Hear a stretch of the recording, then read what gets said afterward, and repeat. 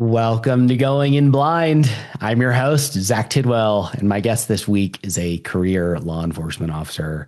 5 years in law enforcement, another 23 years in the DEA, and he is now the founder and president of Only Two Milligrams, where he's making a huge push to advocate, educate, and raise awareness around illicit fentanyl use and other public health issues. So, we're going to be doing a deep dive today into this crisis that we do currently have in the United States, and I'm sure some other ones that are a little less well known as well. But before we do, just a couple of quick announcements. As always, for those of you who have been listening for a while, you already know that there is a very powerful story behind this podcast. But if you're new and want to see what that's all about, head over to zachtidwell.com and you can read about it there. And if any of that intrigues you, you can also reach out to me for speaking engagements there as well. And I also have a mailing list that is not a spam list. I've had this thing for quite a while now. It is just so that I can push out news and deals about two big projects that I have going on behind the scenes right now. So go over there, check it out. And if you would rather watch your podcasts, remember that we are on YouTube now too. So you can check us out there. But now I think it's time to start doing some digging. So, Brian, thank you for coming on. Thanks, Zach. Appreciate the opportunity. Yeah, I was really curious in preparing for this. Like, what were you working in drug enforcement or in a drug task force when you were just a police officer before you switched over to the DEA? I was for a short time. I was most of my time at the police department was in patrol. Just a car, answer 911 calls, answer, regular calls for service.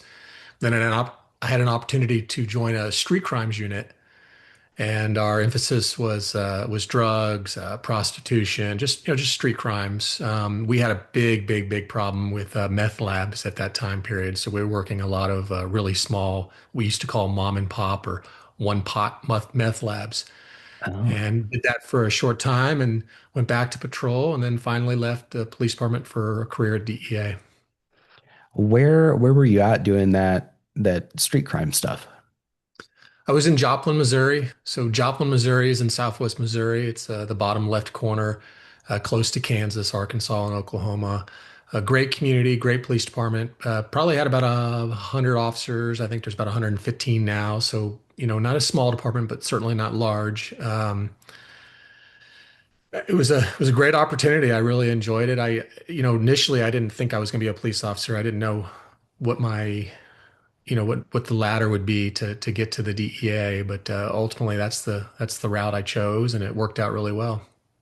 Was that the end goal when you got into policing in the first place? It was it certainly was a goal. I didn't know how to how to accomplish it at the time. We didn't have like the internet and things like that. So other opportunities may have come along, and perhaps I would have taken them, but it was certainly a dream of mine since high school, and just had to make it work. If you don't mind spending some time on this, I'm very curious, like what that work was like. And I get on the other hand, I guess before I ask that, why, what necessitated that initial goal of wanting to go to the DEA specifically? Yeah, especially at that time period, right? High school, which is Yeah. pretty odd to hear. I saw what drugs were doing early on in my life in the community I grew up in, people around me, their family, just people in general, and it really bugged me. I didn't like the way it it changed things, behavior, crime. It was just an ugly part of growing up that I saw, and I made the determination then that I wanted to be part of a solution. I wanted to be someone that could combat this stuff. And again, I didn't know really what that looked like. I didn't have a clear, vision of that, but I certainly was thinking about that. And DEA actually came to a career fair at my high school, which is very, very, which I now know is very odd. Yeah. Normally when they come, it's usually college, And I grew up in Northern Virginia, so that probably makes a little bit of a difference. And I was, not too far away from Quantico, which is where DEA has our training academy. And two guys were there, and they were talking about a career in DEA, and go to college first, blah blah blah, that type of stuff. And so that really planted the seed. And then I was working at a restaurant, and one of the my fellow employees, her husband worked at the FBI Academy, and she knew that I had an interest in federal law enforcement, specifically the DEA, and I was able to get a tour of the facility through him, the FBI side. And of course, I didn't tell them that I was interested in the DEA side, but that was my way in the door to see how things were going. And I remember I was sitting there. I was in the Jefferson building, and we were sitting down. And I remember he was talking about integrity and things like that. And he put his wallet down. He's like, we could leave this here, and 20 minutes later we could come back and it'd still be here, and all the money would be in it, and blah blah blah. And it was impressive. And he was trying to impress some 17-year-old punk high school kid, right? And at the same time he was saying all this, there was a group of DEA cadets, basic agents is what we call them, marching down the hallway. At that time, we used to share their academy, the classrooms, the dorms, everything was shared space. And then in 1999, we actually built our own facility, still at Marine Corps Quantico there. But I remember, he was saying all these things about integrity, and I'm looking at these guys marching, and they got their boots on, and just military looking type appearance, and I was just so impressed, and I was like, that's who I really want to be. That's what I'm really doing here, to spy on these guys here. And but I know it's a silly story, but yeah, that just, all, like I said, all the groundwork was set, the fire was set and ignited, and I just had to figure out how to get there. Yeah, and it's funny because that is very, I would be willing to put money on that guy was a veteran because like that, the integrity thing, or like if he ever mentioned testicular fortitude, like that would be your other clear side. Like this dude was in the military. It's like I don't know. There's something that appeals to that. Obviously, I went into the Marines. Like it's the same draw, I don't know what that is. And it seems to have a uniquely, I guess, more profound effect on young boys as opposed to So like young girls. But I don't know what that is about our Neanderthal brains, but it does something. But it's, I don't know. It's like it adds to that want to serve wherever that stems from, which you obviously had. And it seems like it kind of grew out of experiencing that stuff in your community. But yeah, absolutely. And my father was a career Army, 20 years, and I had thought about the military quite a bit, and but I was so focused on DEA and federal law enforcement, and that's ultimately how I wanted to serve. did he push you at all, being career Army, to try and go into the No, military?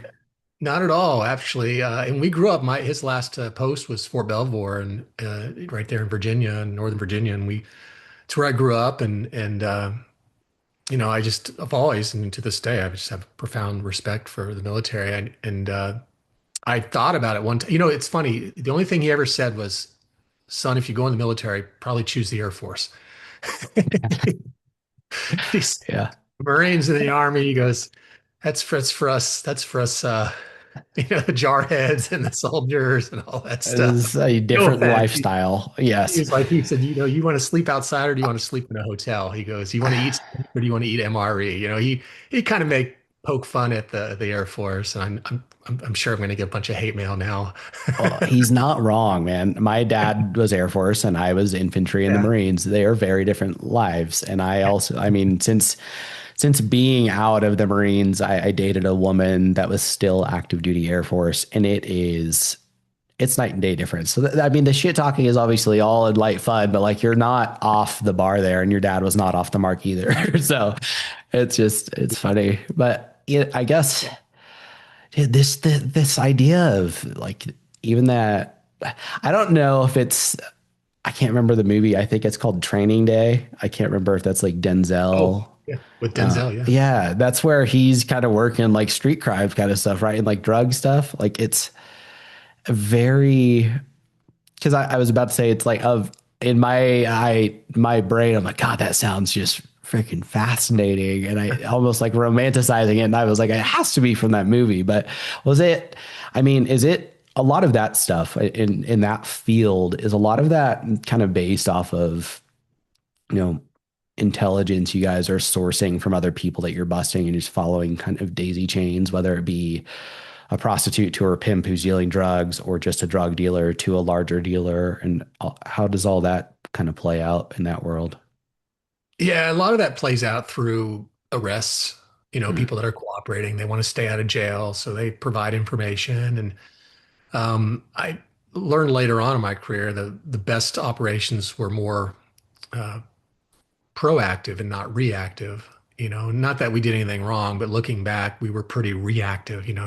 Somebody gets arrested, they provide information, and we act on it, right? So and so Mm. is a drug dealer. This is where he or she lives. This is how he or she operates, and or perhaps they are in the position to introduce, an officer or make a purchase themselves, and then we would run with it. And again, nothing wrong with that. A lot of good work was generated from that, but it was fun later on in my career to be more proactive. In fact, I teach a class to law enforcement on informant building, and it's one of the really the core principles of this class is to be proactive. How do you develop informants? How do you develop information? How do you go out there and figure out who the worst, most violent, criminals, drug traffickers, whatever you're looking for. How do you identify those people, and then how do you target them? How do you work? How do you initiate these cases? How do you be successful in investigating them? But yeah, the street crimes, that's a lot of what we did. It was fun. Like I said, I did it for a short time. My primary responsibility at the police department was patrol. But I was really happy to get out of the car for a while and work the dope. Like I said, we worked prostitution and some other things as well, but the dope was really what took most of the time. And quite frankly, I mean, obviously with a career in DEA, that's what I really wanted to do. Yeah. And got my toes wet, and now I wanted to jump in. So Gosh, is there, I don't know if this is like, do you don't want to get into like sources and methods for things, but I mean, in terms oh, of approaching someone to make an informant, does that typically come up through you've busted someone and this is before you actually make the arrest? It's like kind of making the deal of, hey, do you want to flip versus do you want to go to jail?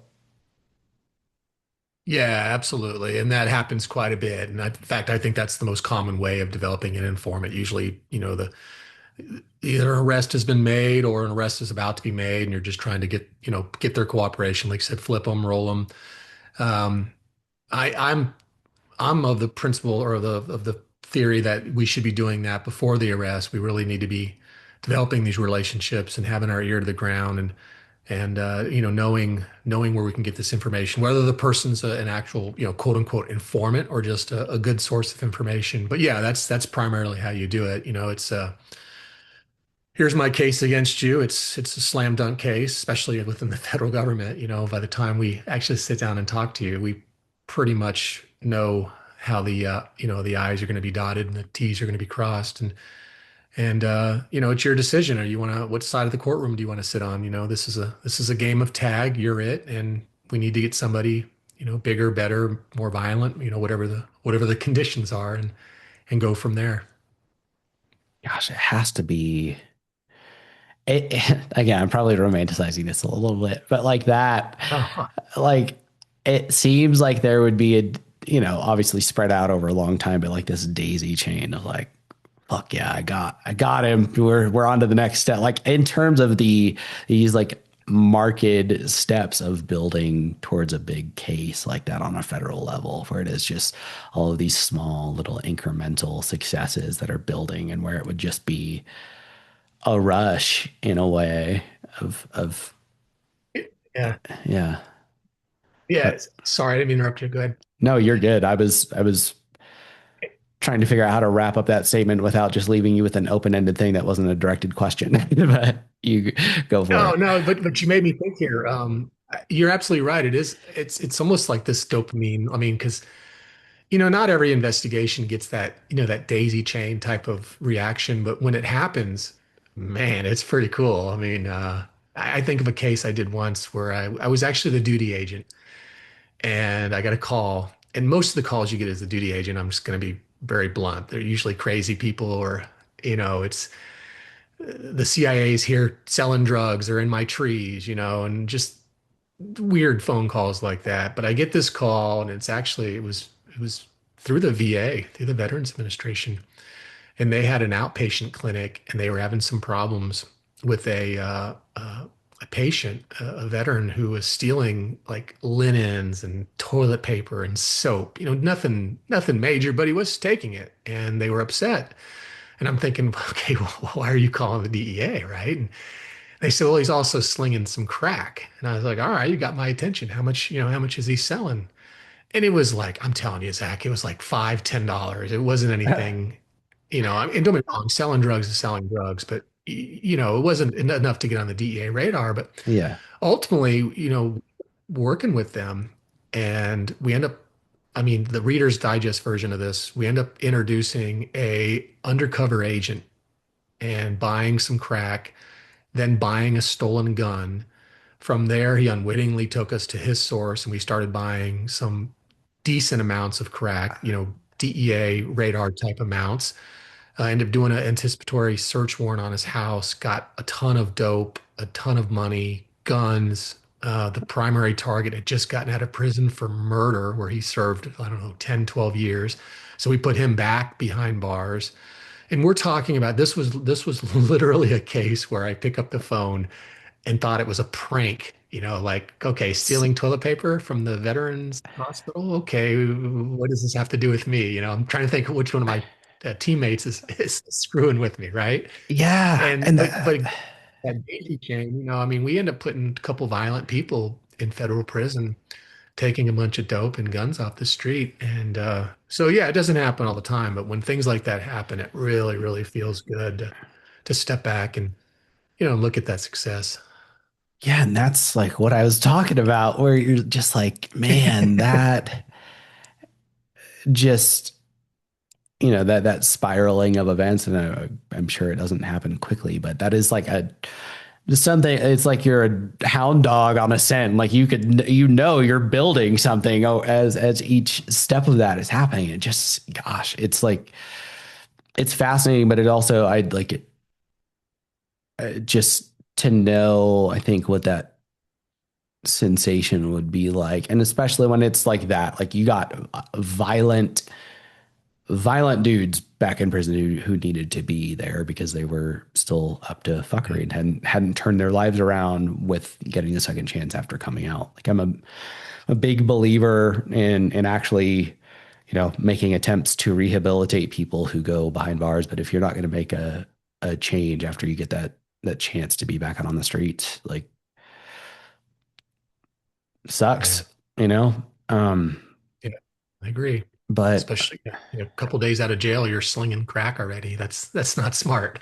yeah, man, it's tough because I really, it's not like I have a deep understanding of our penal systems, but I think privatized prisons are a problem in the sense that it becomes a business and that that rehabilitation isn't really a goal that's going on there. It's getting bodies in there and maybe, the it's for them, if there's no rehabilitation going, then they are successfully building that revolving door of having their repeat customers come back in and they get the business again from the federal government to pay for those prisoners every day. Whereas it seems like if that business model wasn't possible, then maybe we'd be able to have a little more of an impact there. But it's I don't know. It's hard again because it's such a complex subject. But I was curious even with that, and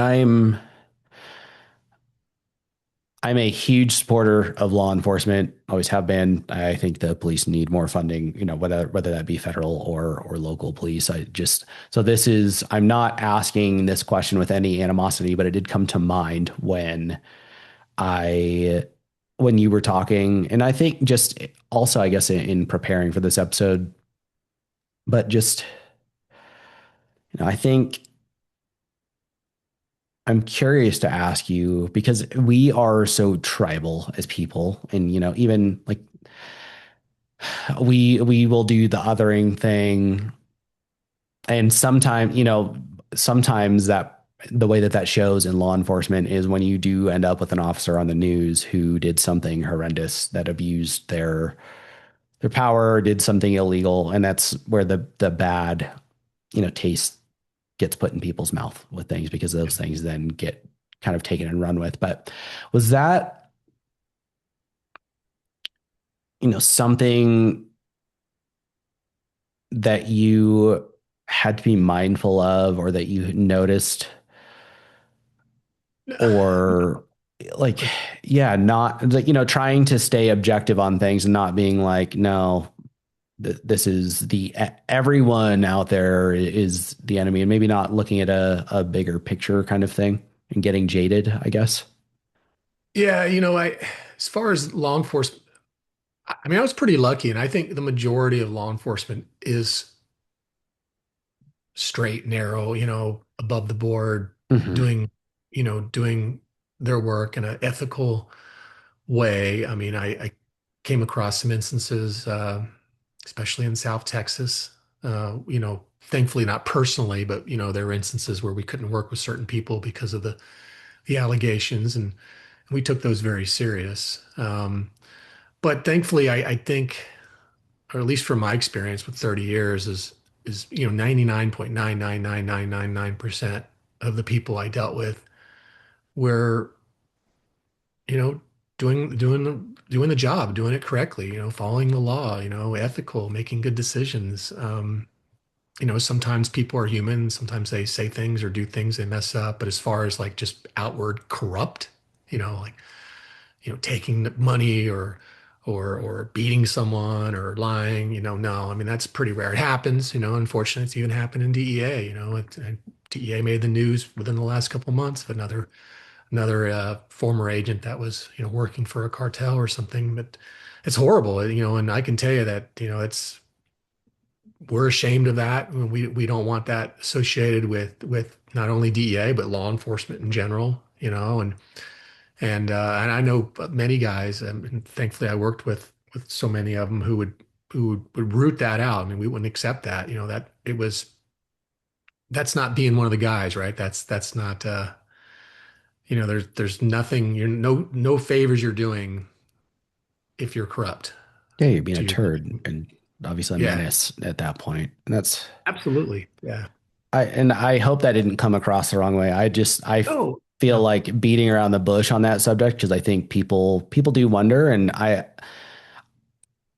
I've recognized that most people are out there doing things the correct way. And obviously these Absolutely. are people are being made an example of when they fuck up, and maybe they should be, but it's been a problem that it then Yeah. seems to You know, tread. Go ahead.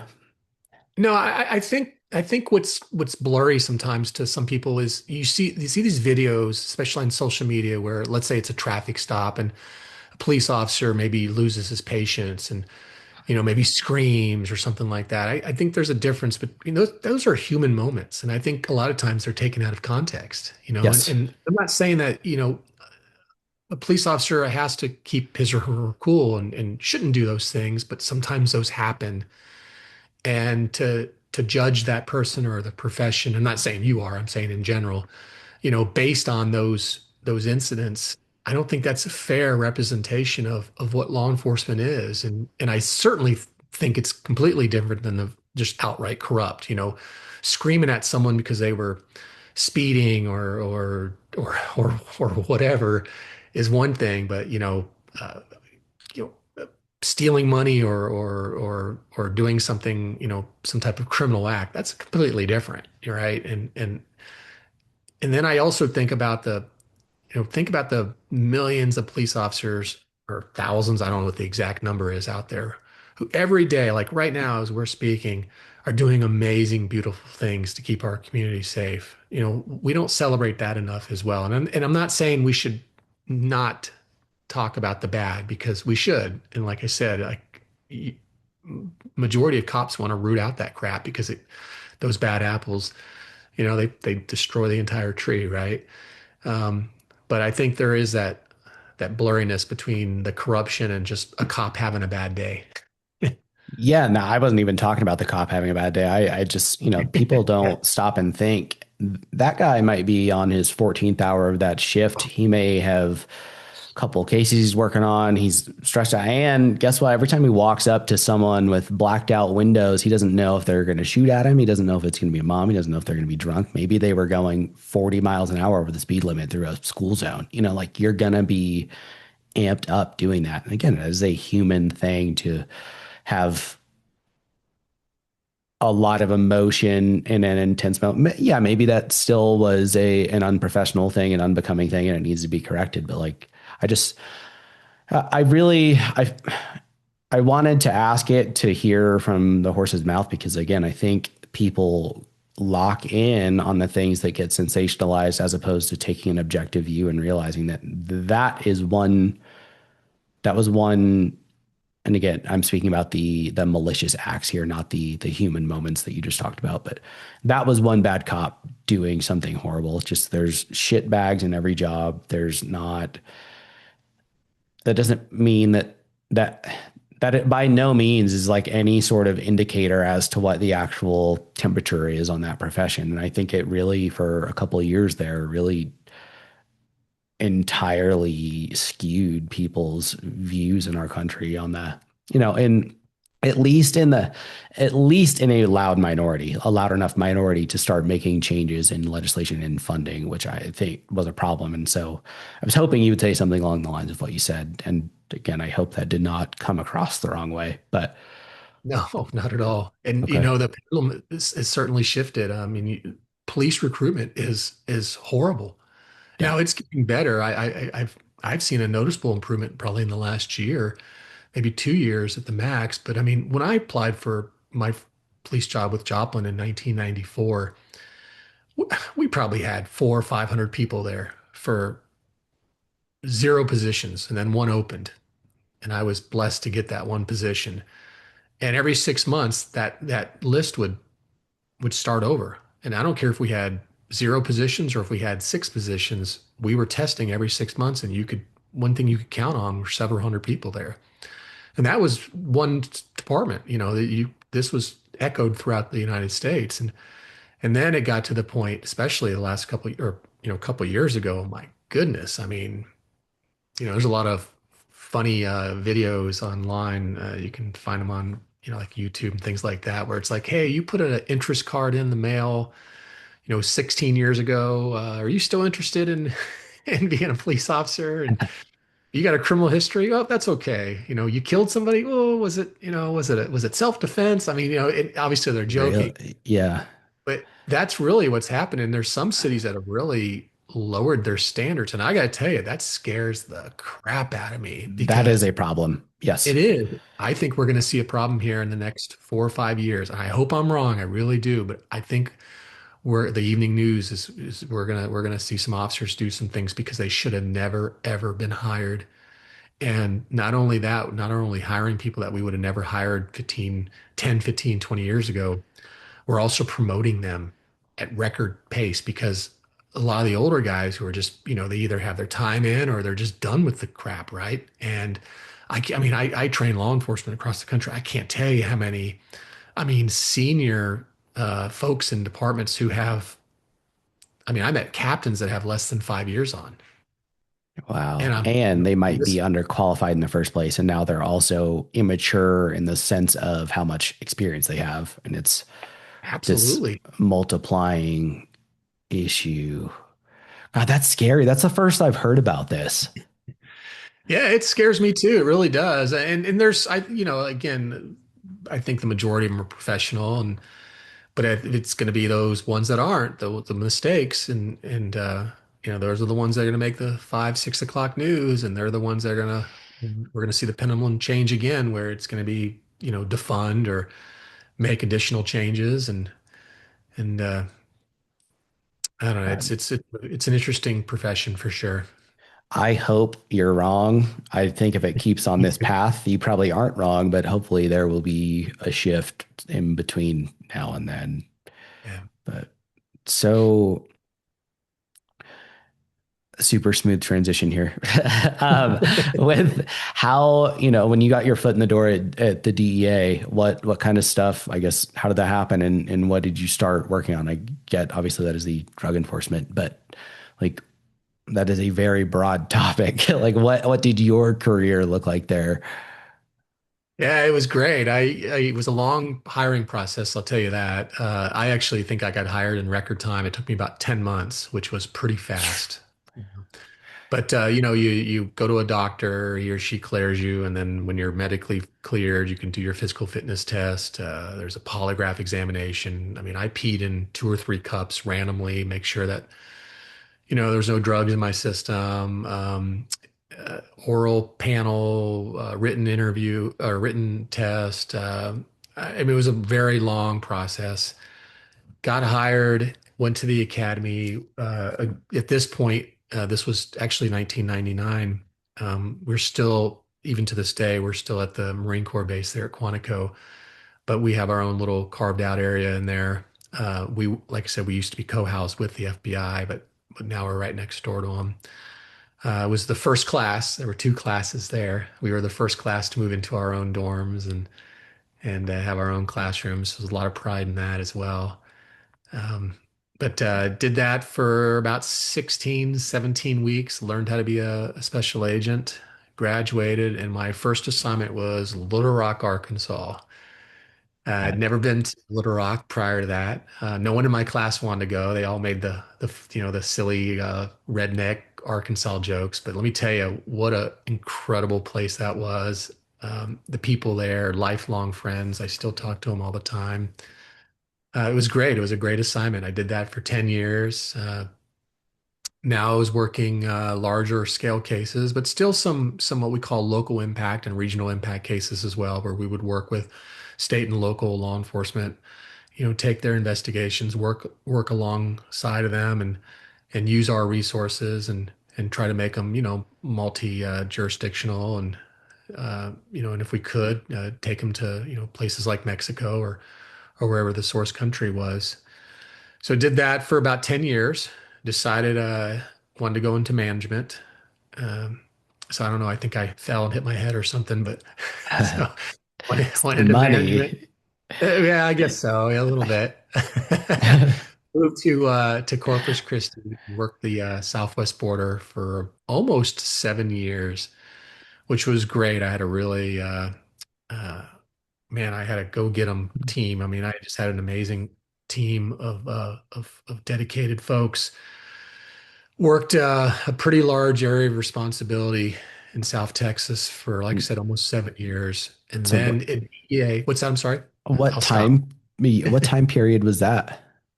So that was 2009 to 2016. Jeez. We were our office, our physical location was in Corpus, but most of our work was in the McAllen area. Okay.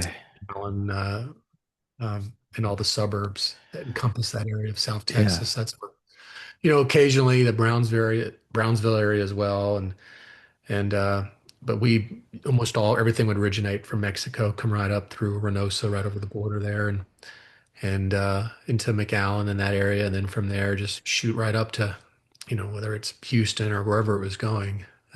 But Yeah. That's learned a lot about the cartels for sure there. That was really my education there started with the cartels, primarily the Gulf Cartel and the Los Zetas, but they all operate the same way. A lot of did fun. A lot of Yeah. did you get violence from the like cartel violence spilling over the borders, or did they keep that part of their operations south of the border? No, they certainly are violent north of the border as well. I mean, the majority of it is south. I mean, you look at all I mean, thousands and thousands of people die every year in Mexico, unfortunately, and a lot of it is because of drug violence. But it certainly happens in the U.S. as well. As far as to civilians, no, that would be pretty rare. I mean, maybe some collateral damage here and there, but for the most part, it's people that are operating in that profession who, cross some type of line and have to be dealt with. And if they're in the United States, then so be it. Gosh, was it? I mean, oh, when it's, I guess in that area, were you guys getting people literally driving it across? Was it people carrying it across on their backs or all the above? All the above, but the majority of it was driving. So there are Hmm. people that will carry it.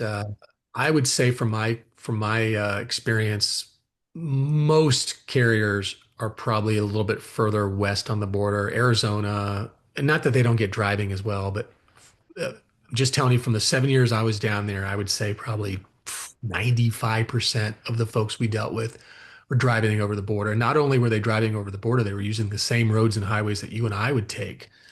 Now they would go through ranches and they would go through tunnels and different, the ocean, any way to get the dope into the US, right? But the most common way, and it is to this day, the most common way that drugs cross into the United States are on the same roads and highways, again, that any of us would take to and from Mexico. The point of entries, the checkpoints. We worked with Border Patrol quite a bit. Um, every time they had a seizure at a checkpoint, we had two major highways, 77 and Highway 281, and we had two major checkpoints, Falfurrias and Cerrita. And anytime they'd make any type of dope seizure, I don't care if it was a joint coming through on spring break or if it was, 15,000 pounds of coke, we responded. And we would take the case and we would hopefully work it up to the fullest and try to identify other co-conspirators or the organization and make a bigger bang when we prosecute.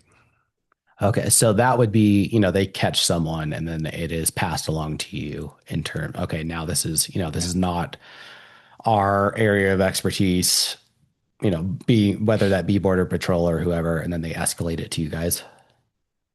Yeah, absolutely. Yeah, Okay. and that's they're not an investigative arm. They would be the seizing arm. They're securing our border. So they would make the seizure, especially at the checkpoints. That's where most of my office responded to when it came to the liaison and working with Border Patrol and the drug seizures. And then we would respond and we would physically take the dope, bring it back to our office or our facilities to process and ultimately ship it off to our labs.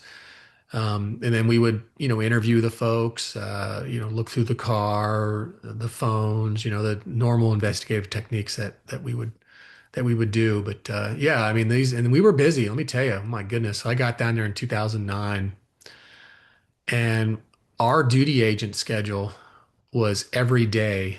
It was a different duty agent every day. You weren't Hmm. once a week or once a month. And once you took two cases with bodies, the next person was up. So if I went to the checkpoint and I got two cases with bodies, which was pretty common, then I don't care if you were up Wednesday, it didn't matter. You're up now. And if you took two cases, then it'd go to the next person. There were times when we would get 4 or 5 days ahead of schedule because we were Whoa. so busy. Yeah, I mean, it's slowed down quite a bit. I mean, substantially there, but there was a lot of factors going on. I mean, there was a lot of violence at Juarez. There was a lot of fighting between the Zetas and the Gulf. I mean, there was a lot of things that was forcing drug trafficking at the border to shift further east. So we Hmm. saw a substantial impact during that time frame, especially 2009 to about 2014.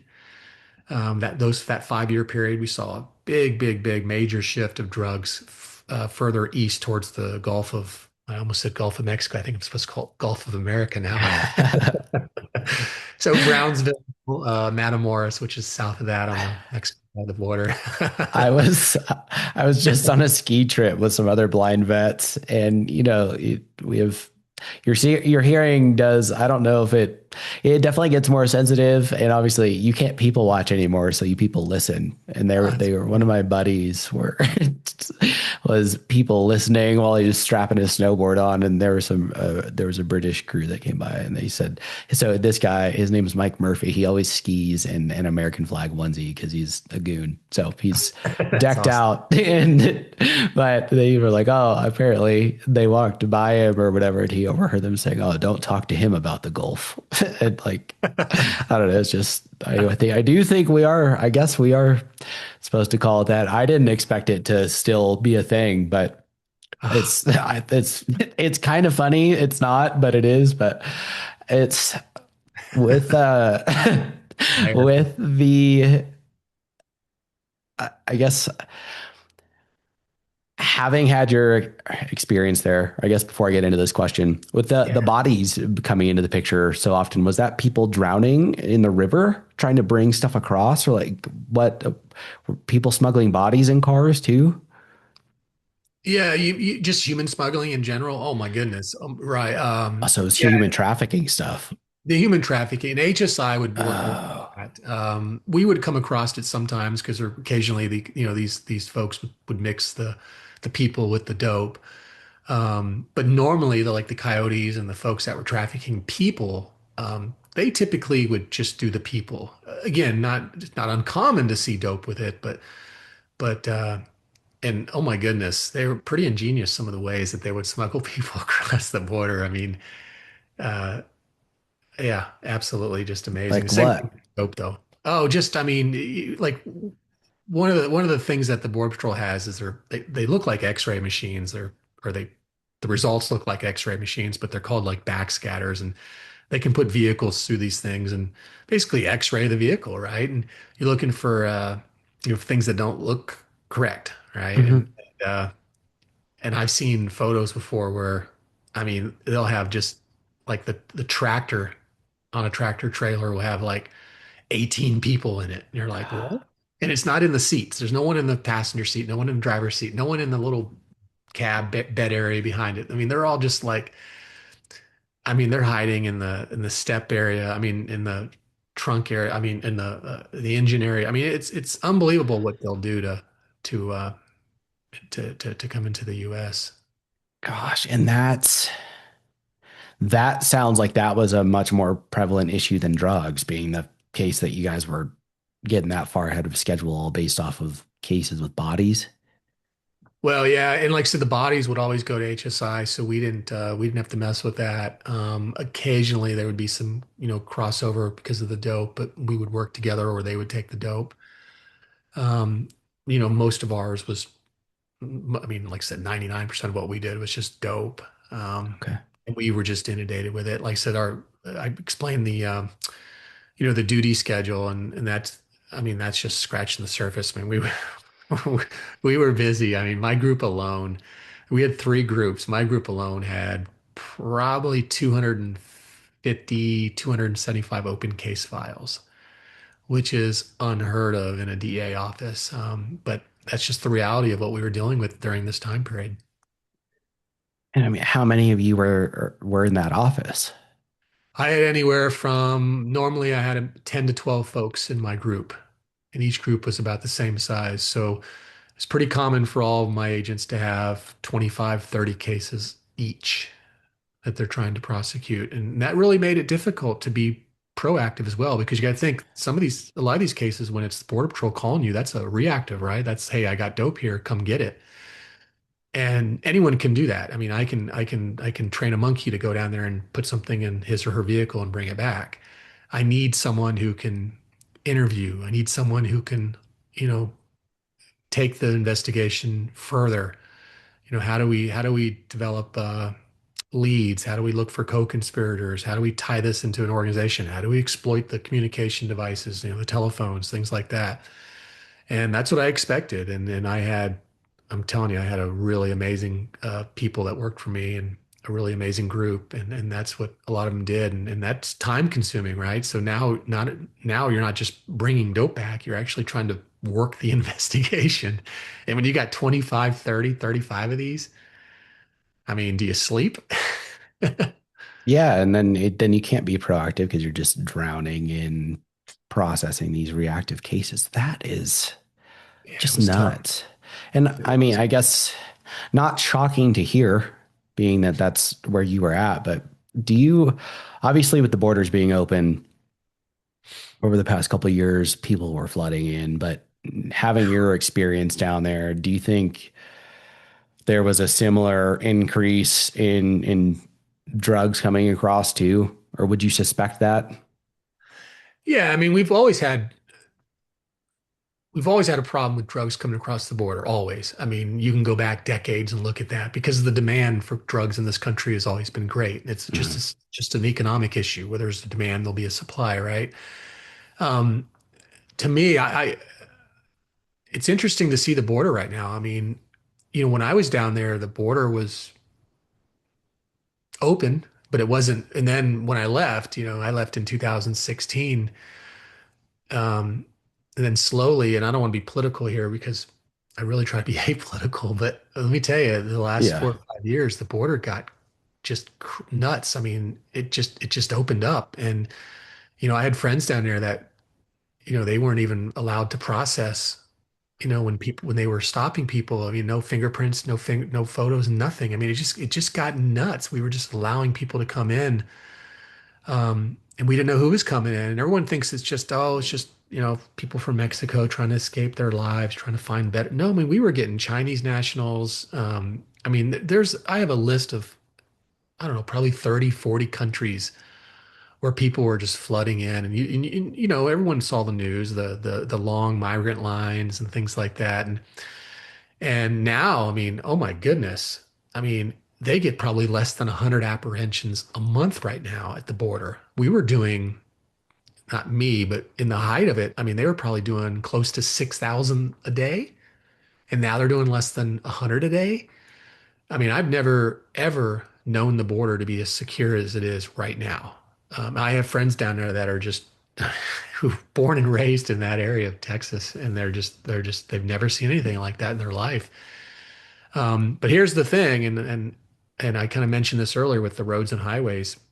That didn't stop the drugs from coming over into the United States. And that's one thing like we hear from, this administration or people will say, they always confuse those things. We need a secure border so there's less drugs. Well, we have a secure border and there's not less drugs. And the Mhm. reason is, and I said it earlier, is because most drugs come into the United States not through an unsecure border, but through Ports. legal points of entry, the roads and highways that all of us take. Now, I'm not saying drugs don't come through the deserts and drones and the catapults and any other way dope can come over, because obviously they do. But and I'm not saying the border shouldn't be secure and we shouldn't have a secure border, but to suggest that all these illegals are bringing drugs over is absurd. There's no statistics, there's no data at all that suggests that can back that up. There's decades of data that can show you that most drugs come into the United States through the same roads and highways that we take to and from Mexico. And by the way, I dive into these numbers almost every month. When you dive into those numbers, guess who the most common drug courier is? A US citizen. Ah. Yeah. And so, I mean, again, do I believe in a secure border? Yes, absolutely. But let's not tell people we're securing the border to keep the drugs out. Yes, that's one reason, but that's not the primary reason. We've been securing our it's border since 1924. it's a huge issue of national security. And I also try and remain as apolitical here too, because things are, it's, I don't want things to become I don't want this show to just become we're taking one side, taking shots at the other back and forth. Like it's not fun. It's also most people, that's not true. I think most people can actually sit and have a rational discussion. I've learned that on here with having some guests on, even one that the last guest that was on here, just we disagreed on some pretty big issues, but we were able to just talk through. But I think it's when it gets put out into the world and people who aren't a part of the actual conversation that stuff gets kind of blown up. But where I was going with with that is like this, outside of trying to remain apolitical, this is something that does need to be talked about because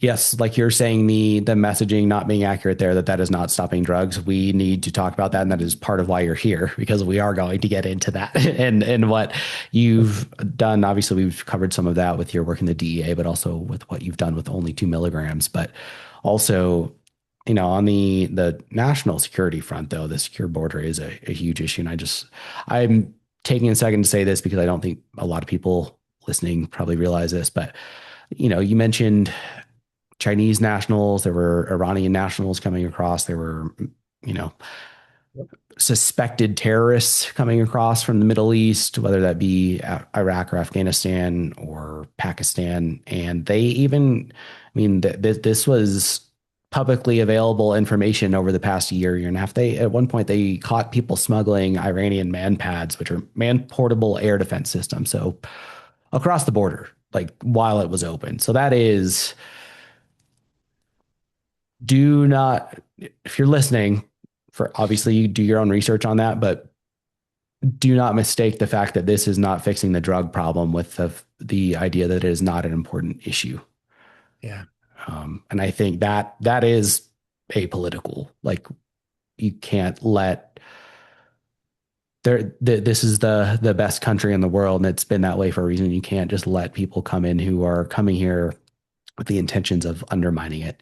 Potentially if you have malicious actors, just like we've project our power across the world, other countries are doing it too. And that's what this constant game of charades and all these proxy wars are that we have going on, which is just, we are in such a weird freaking time right now. But, um, Yeah. you know, I agree. It's yeah, and again, I'm not trying to drag us down a political thing here, but I do feel like that needed to be said. Occasionally stuff comes up on here where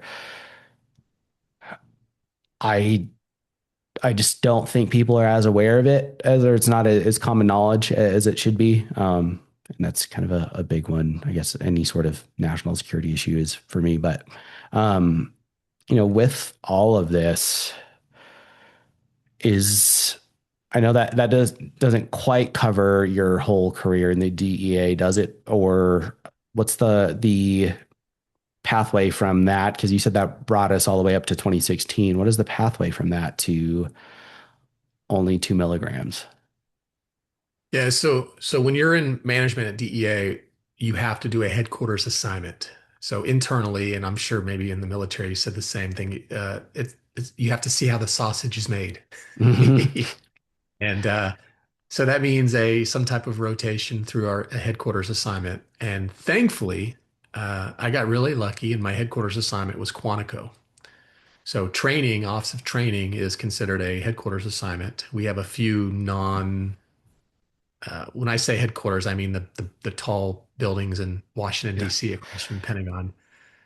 We have a couple assignments that are non-Washington, D.C., and Quantico is one of them. And so I did that from 2016 to 2020. It was almost 4 years. I was in charge of most in-service training, and that was incredible. I've always had an interest in teaching and speaking, and then I got an opportunity to go to Quantico and do that and run that unit and be in charge of most in-service training.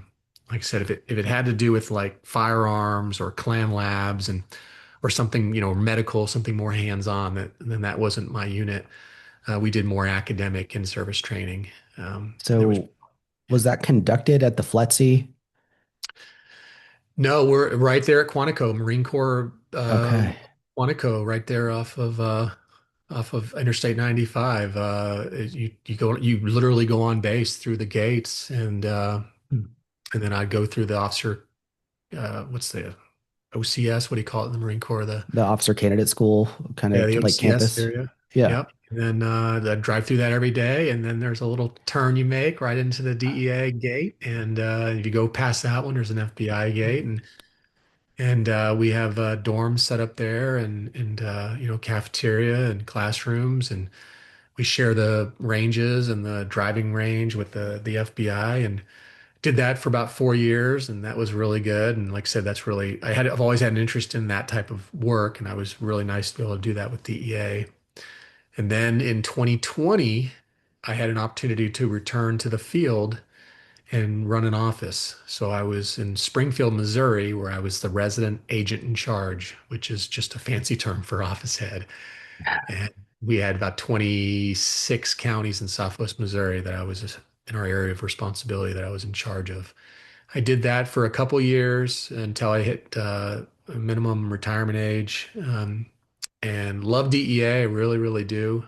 Still do a lot of work. I just have a lot of friends with them. I'm on the board of directors for the Agents Association. But I just wanted to do something different. And I quit, opened up my own business. And then ultimately that led me into the development of a nonprofit organization, which you had mentioned, Only 2MG. And I'm just making a note here. Hang on. Sorry.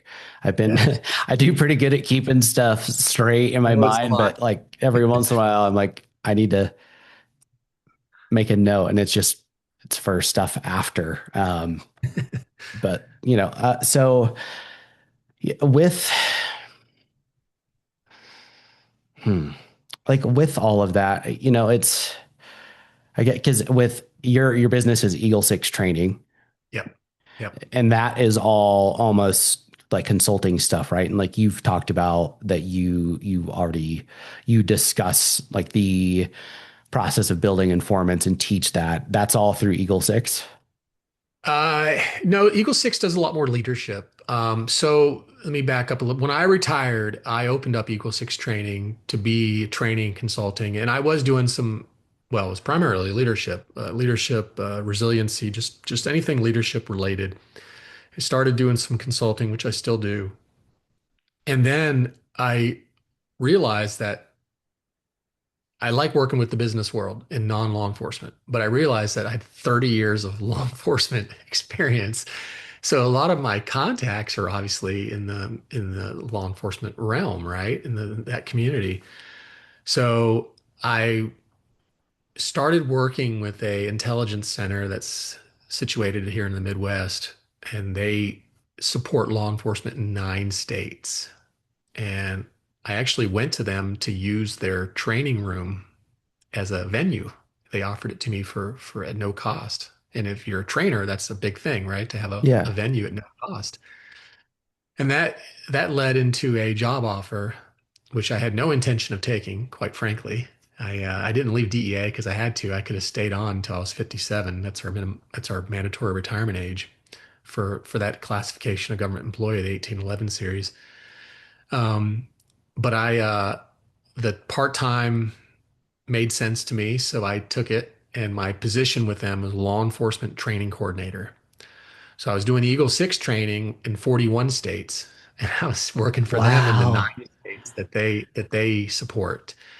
And then that really took off. In fact, so much where about a year later, they came to me and says, "Hey, we'd like you to work full time." I'm like, "Gosh, how am I going to do a nonprofit Eagle Six training and this full time?" They're like, "Look, you can do it. We'll work with you."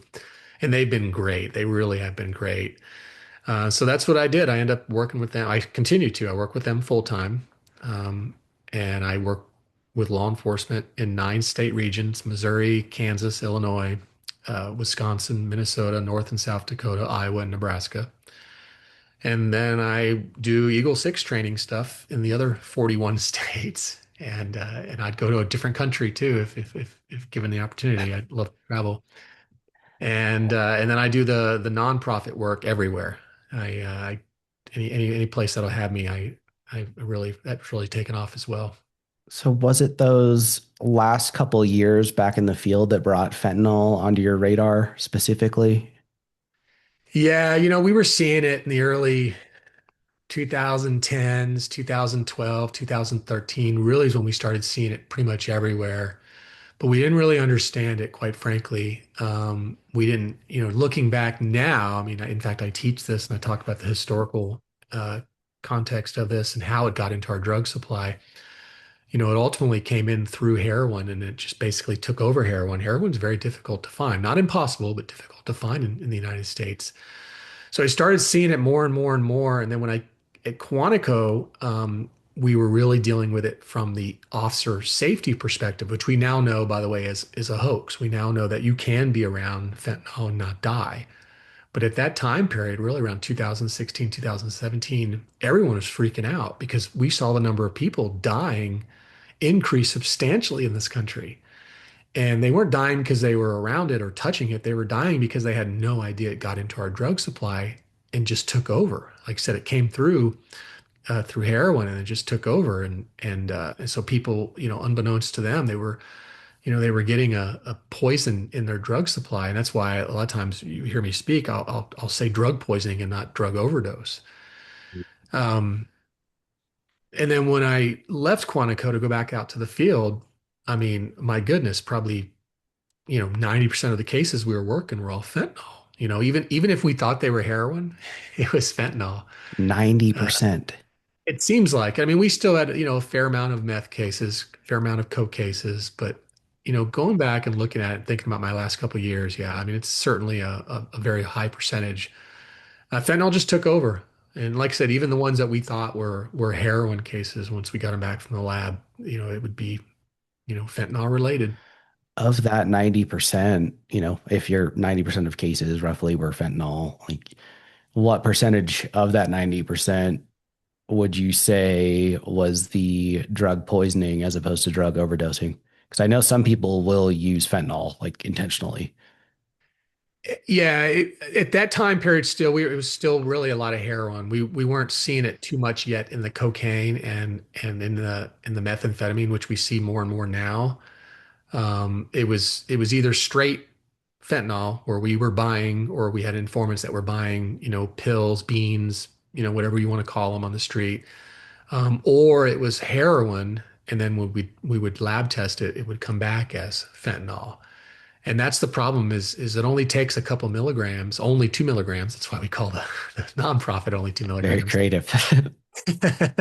to kill you, right? So let's say your drug of choice is heroin.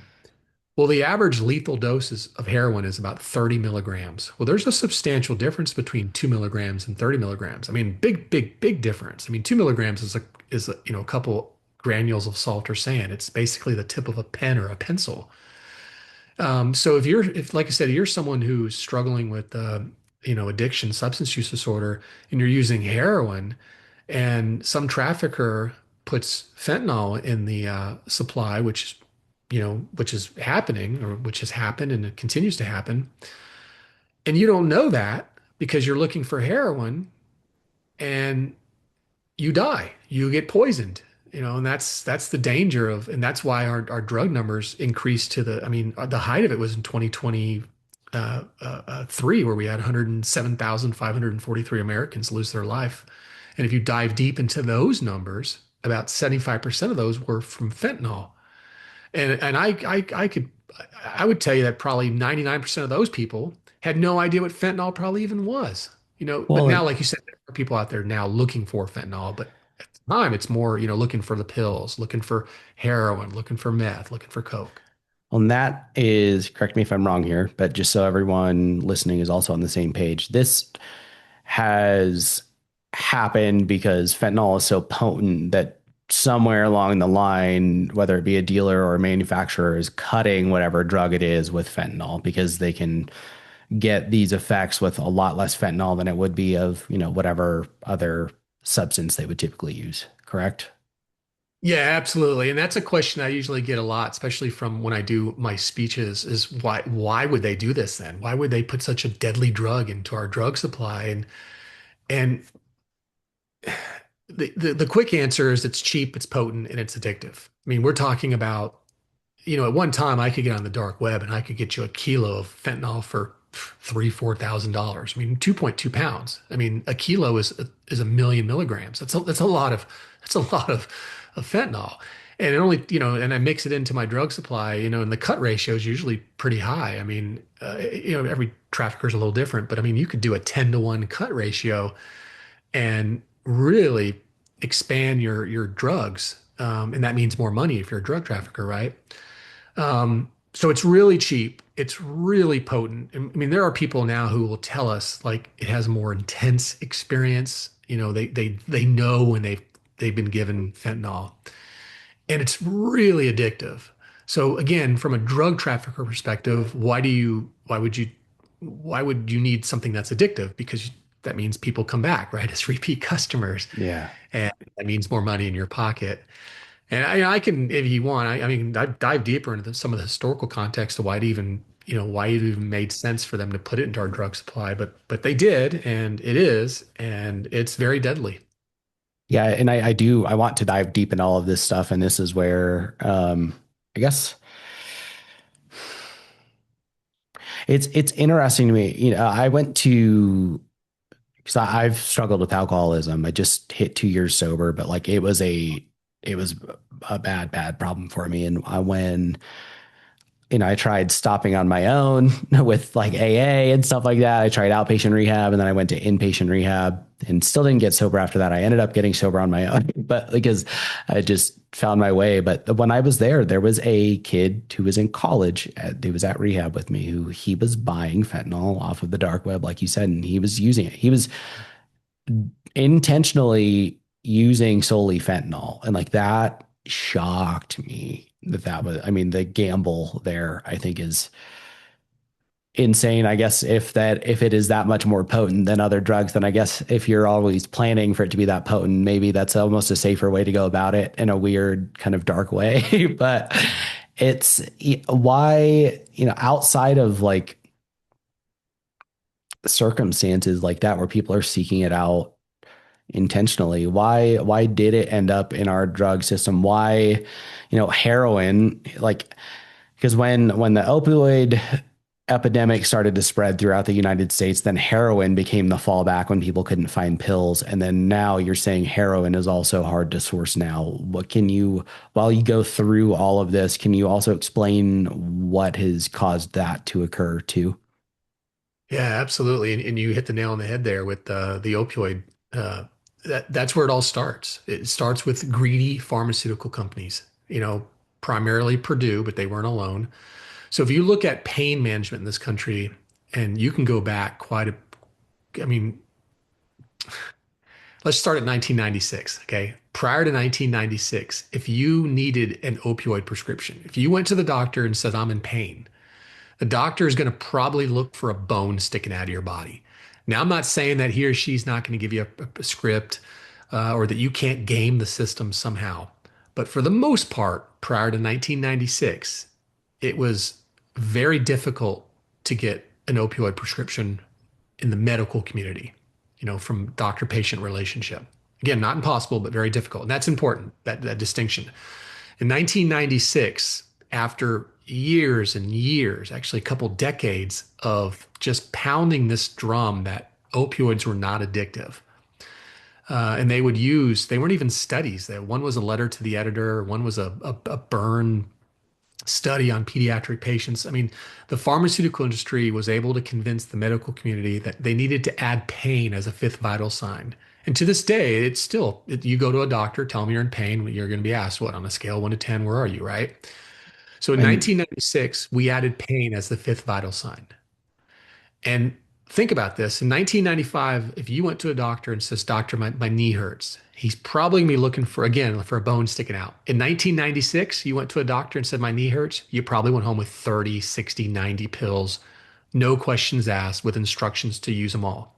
I mean, I want to pause here too, yeah, sure, because sure. just again, I think this is something people aren't as aware of the details as they should be. You talked about Purdue and the Sackler family does, and none of this is hearsay. Like there have been settlements. Like this is all stuff that is out in the public. So this is not Brian throwing shit out into the world here. With that, even so, when they got, I think it was specifically OxyContin Yep, it was getting pushed through OxyContin, the FDA. 1996. Yep. Are you aware of this story with the guy who approved it? Yeah, Curtis Welch. Yeah, it was very controversial. In fact, to this day, no one really knows why it was approved. There's a lot of speculation, and I don't want to be part of the rumor mill. I can tell you that no one thought it'd get approved early on.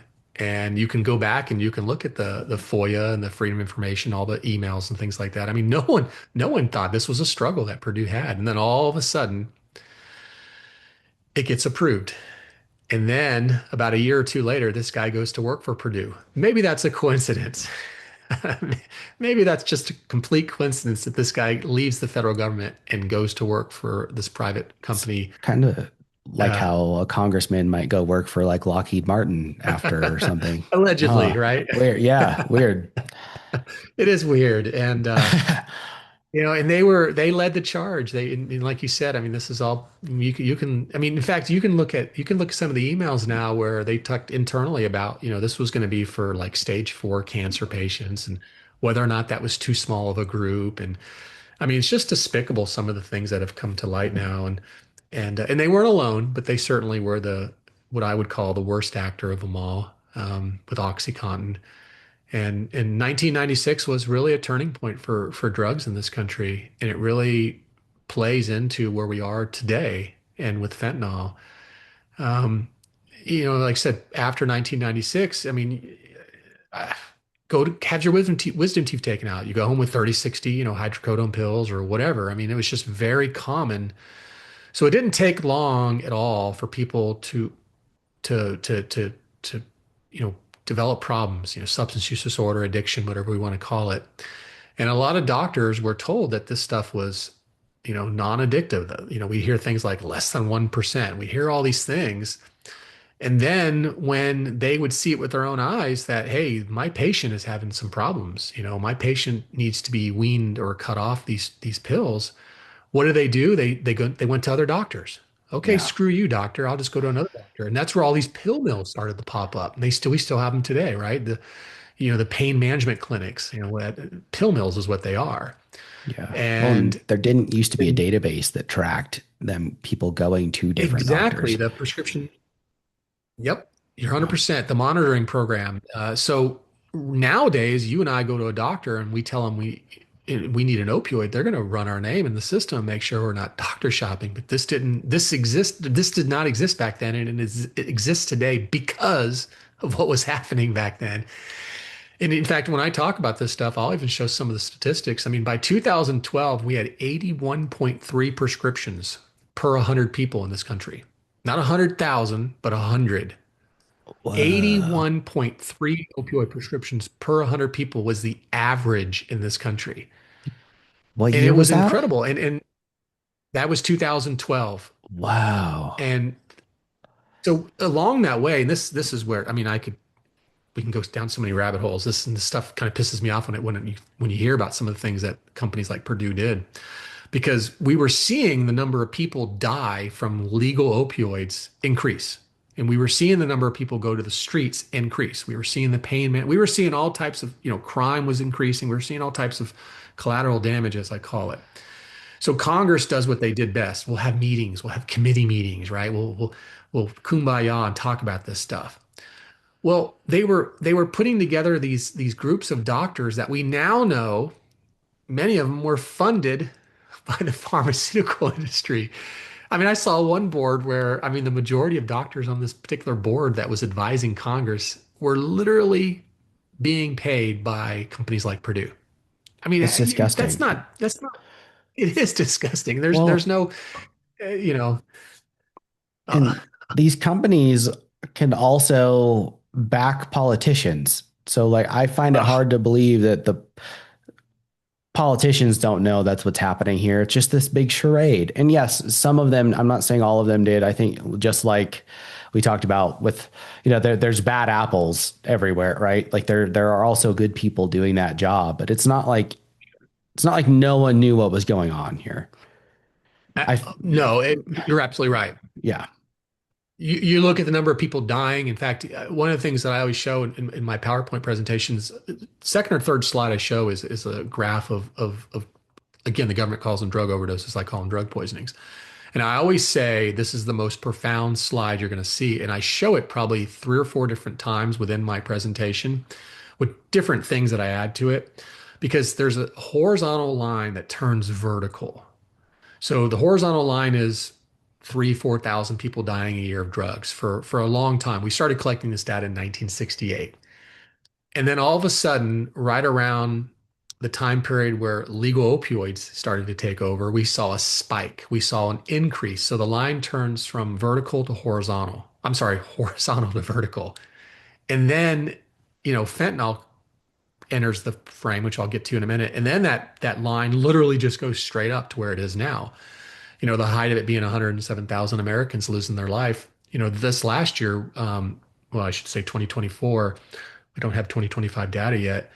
That number went down to about 80, 82,000. But still, I mean, we're talking, when you and I were younger, I mean, we didn't have that many people dying from drugs every year. But so again, 1996 pivotal year, right? Mhm. OxyContin, all these opioids come out. By 2012, like I said, 81.3 prescriptions per 100 people.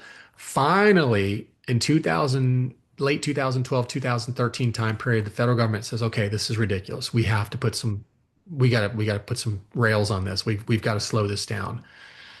And by then we had so many folks that were struggling with substance use disorder, with addiction. I mean, it's real. It's a real illness, and they couldn't get this stuff enough. So they were turning to multiple doctors, they were turning to the pill mills, and they were turning to the streets. And what a lot of folks don't know is about 75, at least 75% or more of all heroin users started with legal opioid prescriptions. Let me repeat that because a lot of folks always are like, what? At least 75% of heroin users start with legal opioid prescriptions.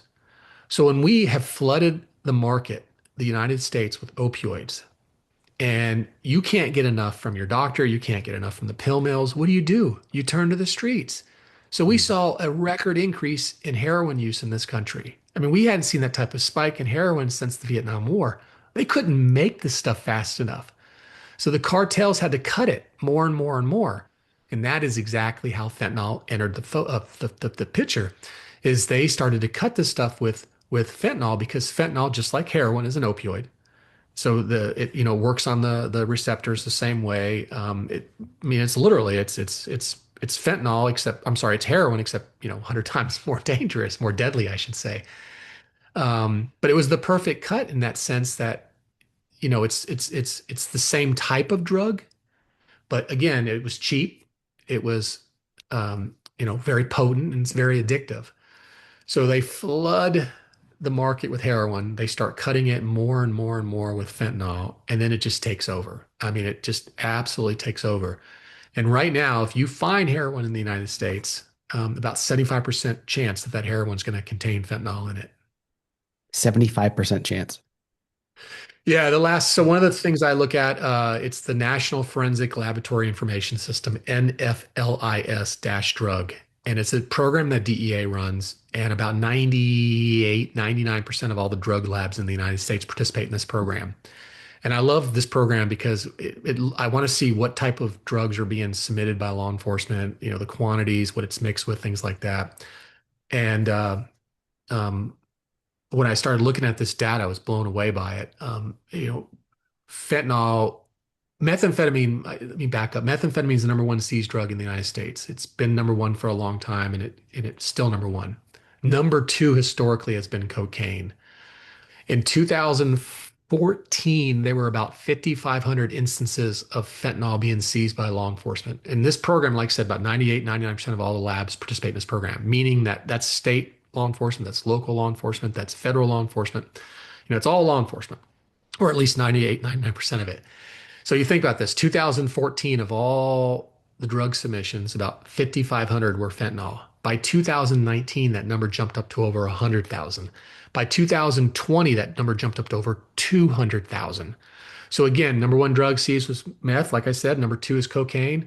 Guess what number two is now? It's fentanyl. And Fentanyl. again, to put that in perspective, you think about that. In 2014, 5,500 instances of this stuff being seized by all of law enforcement in the United States. Now it's the number two drug seized overall. And then when you dive even deeper and you look at the states, last year there were 16 or 17, I always get the number wrong, states where the number one drug seized, fentanyl.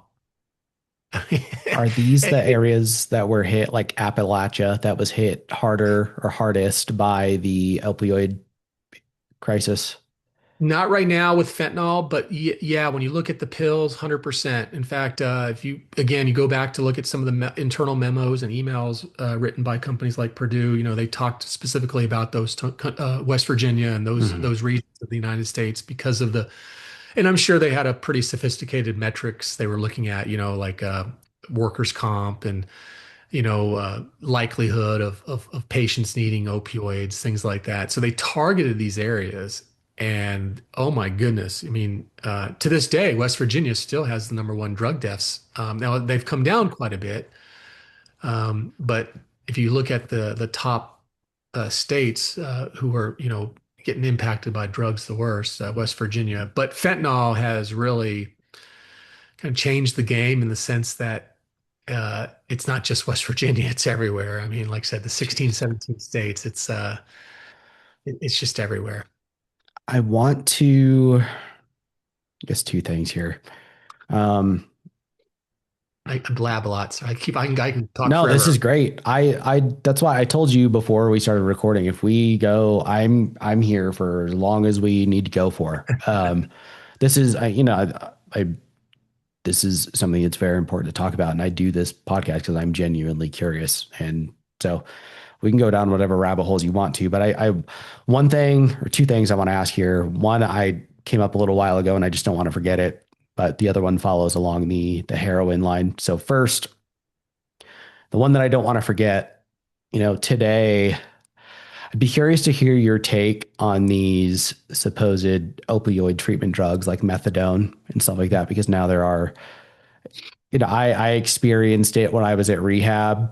I have a family member who is, thank God he's not using heroin and other things anymore, but he's still using methadone and Suboxone 24/7. Like you are still there. It is a lesser evil, but like there's still a use going on there. Have you,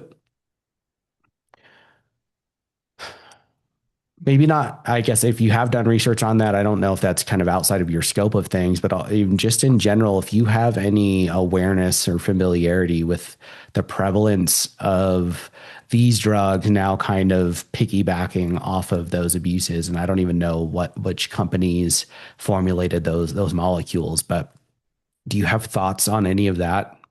Yeah, yeah, absolutely. So we're seeing a problem with Suboxone on the streets now, and in prison, by the way. In fact, if you talk to, I don't care if it's a state prison or a federal prison, cell phones, synthetic weed, and Suboxone are the three biggest smuggled illicit substances or illicit items, because I guess cell phones aren't a substance. But yeah, so in fact, when I first started seeing Suboxone on the street, I was really curious about it. And so here's what I was told, and I've been told by this by multiple people who have used it or struggled with it.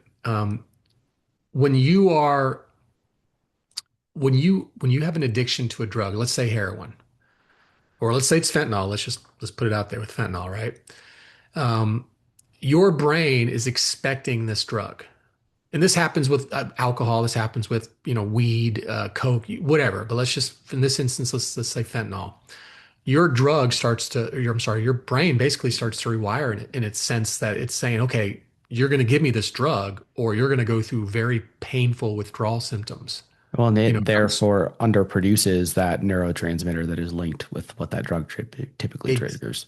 exactly. Yep. And on the street, we'll call that like, being dope sick, right? And they'll tell you, look, we're not getting high anymore. We're not. There's nothing enjoyable about this. We are just trying to avoid the pain that comes with just a quick stop. And I know that's confusing to some people because there are people out there who can just quick stop, cold turkey, but many people can't. So drugs like Suboxone, they can help prolong that. They can help, at least on the street is what I've been told. So let's say I'm someone who's using fentanyl and I need fentanyl again. So I'm probably not someone who holds a job, probably have, probably pissed off family members or loved ones. So I'm doing whatever I can to scrape a couple bucks together to get my next, to get dope, right? So looking for open garage doors, going into Walmart and the mall, doing whatever I can to get my next high. And I almost hate using the word high because at this point it's no longer about it's not euphoric. It's not about getting high. It's about It's not a avoiding the sickness. fun thing. It's yeah. Yeah, 100%. Yeah. So the Suboxone, at least on the street, can prolong that. You know what I mean? Like as opposed to me having to buy fentanyl tonight, now I can use Suboxone, and now maybe I don't need the fentanyl until I don't know Thursday or Friday, or it can kind of kick that can down the road a little bit, if you will. Mhm. Um, so that's where we're starting to see, when we see the pills, the little octagon pills, or sometimes we'll see the strips. And like I said, the folks that I know who work in the jails and the prisons, they're certainly seeing it as well. From the treatment aspect, I got no problem with it. I think it does help. The problem I have is if it's to me, there's got to be a comprehensive approach, more of a holistic approach to treating people. And everyone's a little different, right? I mean, we know some people struggle with drugs and alcohol because of different traumas in their life. Maybe it's from childhood, maybe it's something they've experienced. Well, that needs to be taken care of as well, because getting them off the substance is one thing, but if you got them off the substance and they're still struggling with the trauma or with whatever experience, well, then maybe they're going to turn to the substance again as a way to cope with this. They still will. As I've struggled with addiction, that is what that is. That is an untreated whatever sort you are escaping from something, and if that is not addressed, you will continue to seek out whatever that crutch That's is that you're exactly, using. yep. Yeah. And that's what I'm trying. Yeah, and hopefully I'm articulating that correct. But that's what I'm trying to say is what you just said right there is so if the solution is just give them Suboxone, just give them methadone without anything else, then I think that's a disservice to the patient, to the Mhm. person. I think we need to look at the person and figure out what's going on here and how can we help this person in a very, again, more holistic way to not only wean them off the drugs, but stop them from using or further using drugs or alcohol as a coping mechanism or as a self-medicated way of avoiding whatever they're trying to avoid, or silencing the demons or whatever, and this is the approach that I wish more and more people would take. It's just giving a shit about the person and doing what we can to help the person. Yeah. Well, and I think people don't don't realize like any of these pharmaceuticals. I talk about this with antidepressants a lot. I was on antidepressants for several years and had, weaned myself off of them at one point, and then it ended up in the worst depression of my life, even more so than before I had shot myself. And then weaned myself off of them a little over a year again now. But like that whole time was doing therapy and like very intensive therapy. And that is any sort of medication is supposed to be that way. Like you've said here with the comprehensive or more holistic approach, like we can't forget that. And I think they get marketed as quick fixes. And that's part of the problem with pharmaceutical companies being we're like, I don't think we're the only country in the world that allows pharmaceutical companies to advertise in media, like on the news and stuff like that. But we are definitely at least one of the most liberal ones in terms of giving them the ability to do so. And I think that's a problem. Like go ahead. No, sorry, I get excited when No, you're good. yeah, it is a problem. You look at what they say, 75 or 80% of all the pharmaceutical profits are in the United States. I mean, and you can dive deep into all this stuff. I mean, you look at the opioid crisis that we just talked about. Yeah, was it hydrocodone? I think hydrocodone, like 99% of all hydrocodone during this time period in the United States. That's No it. way. In Oxy, all these, yeah, and you dive deep into these numbers and you're like, why are we treating pain in this country so differently? And we're not talking, people can say, well, these are a lot of third world countries out there. No, let's look at England, let's look at Canada, let's look at, Germany, Italy. In fact, there's a study I sometimes I cite when I speak. It was out of USC in California. It was around 5, 6 years ago, and they looked at just developed nations Like I said, the Englands, the Germanys, the Japans, Australias. And I know it's like 15, 20 different developed nations. And our drug problem in the United States, 3.5 times greater than any other of those countries. The two lowest in the world are Italy and Japan. Your chances from dying from drugs in this country are 27 times greater than those two countries. And when you Japan dive and into, Italy. yeah, isn't that nuts? And when you dive into the numbers and you look at the pharmaceutical sales and you look at the pills and the subscriptions, yeah, it happens around the world, but not like it does in the United States. Big pharma is called big pharma for a reason. They absolutely dominate the medical industry. Do you, I mean, and obviously I think I've made it pretty clear that I also uh, agree that big pharma is an issue. I think our medical system is also a big part of the issue and the on a bunch of levels. But and I've talked about some of them on here before, and I'm trying to be more vague with that so I don't drag us down another rabbit hole because I really want to be able to focus on this stuff. But also, uh, I guess I'm curious in those, like looking at Japan and Italy specifically, are you aware of how different I guess if they even have an equivalent sort of industry in their country, or if all of, maybe we're the ones producing all of those, but also their laws around drugs. Do you think that plays a role, having been someone who was, I mean, 23 years in the DEA? And I'm also curious because on the other side of this, at some point today, I wanted to pick your brain on what your perspectives are on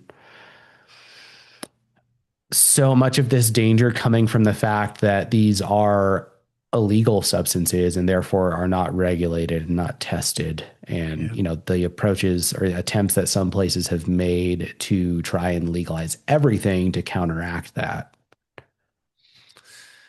Yeah, I'm not too familiar with the laws in Italy and Japan, but I would say the culture is much different.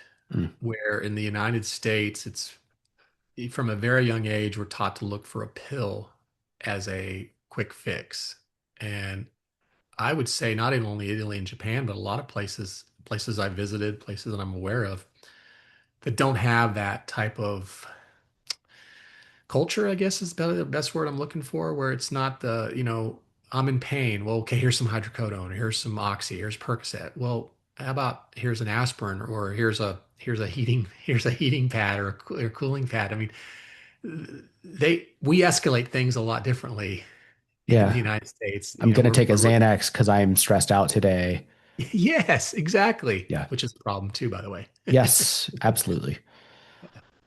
Huh. It's Yeah, so as far as their laws, no, I can't speak to that. I probably something I need to dive into. Now that you say that, probably need to dive into that because now I'm curious. But I definitely their culture for sure.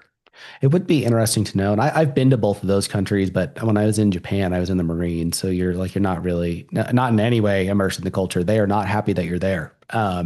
Understandably. But in Italy, I was only there for a week. So it's not, again, you're not getting enough of a taste of that stuff. But I wonder with that too, like in Italy, the really like quality time with people and the setting aside time to be with people and the people that you care about is very different than here. And I don't even wonder, I strongly suspect that would also play a big role in terms of preventing people from going down that path or correcting them when they do, from the sense of like having people who are very embedded in their lives who are like, hey man, this isn't good. What are you doing? What do we need to do to keep you away from that? It's our culture is also very unique in that way, and that more Yeah, I agree. isolated and more focused on the machine of careers than a lot of other places are. Yeah, no, absolutely. We just have a unique perspective or a unique culture here in the United States, and I think that power of people, like you were saying, I think that really really makes a difference. And I think that's one thing, this is probably another rabbit hole, but that's one thing that really scares me about social media, especially their young people Yeah. I mean, look at now. I mean, if you disagree with somebody, how easy is it to go online and say, "Oh, you're an idiot. Go read a book, blah You're a blah blah." I mean, fascist or yeah, you're well, a there you go. You're a fascist. racist, sexist, bigot. It's like, Kill yeah, puppies at night. I mean, it's just we're yeah, so quick to do this as just opposed to pejoratives.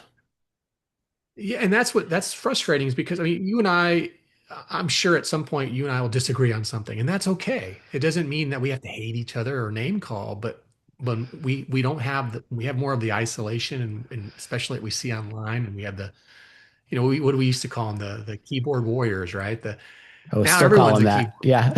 Yeah, now everyone's balls got really big when they're behind a computer Yeah. screen. There's no consequences to the things that they say, right? And that scares me. And I think when you're more isolated and you're more alone and you don't have that power of community, you're more apt to not handle diversity in an appropriate way, right? And it Yeah. reminds me of a, Oh, go oh, go ahead. ahead. No, it No. reminds me of a study, and I can't remember the name. I can't remember the name of the scientist. This was like in the 60s or 70s. Have you heard of the rat park study? It's an interesting Yes. study. Yes. Yeah, right. Yeah, I love You, that. for P, do you want to tell people listening or should Sure. I? If Well, you help me know it, out go here. I'll for it. start. How's Okay. that? Go for it. So they do a study where they have a bunch of rats in a cage, and they have tons of them, and they have all types of activities, the little wheels, and they can have rat sex, and they can do Rat whatever they orgies. Yeah. rat orgies. We just went downhill from there.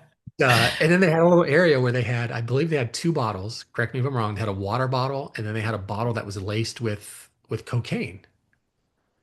And it was interesting because the rats would primarily drink from the water bottles. They would use the cocaine bottle, but it was very minimal. It was, I mean, I don't know the ratio, but it was probably like a 9.5 to 1 ratio of water to cocaine, right? Well, then they took all the fun activities. No more orgies, no more No more rat wheels, wheels and tubes to go through and all these other things. Yeah. and they isolated them, right? They put them by themselves. And then what happened? Water was barely touched. When they used the one that was laced with cocaine, it would the ratio literally switched to like 9.5 to that, and like maybe 0.5% of the water. And it was really about the power of community, right? The power of being around your peers, or, being around other people, and how good for the soul that is. How good for, and you just look at the history of people. I mean, that's why we thrive, right? Is just power of community. But hopefully, I explained that right. By all means, correct me.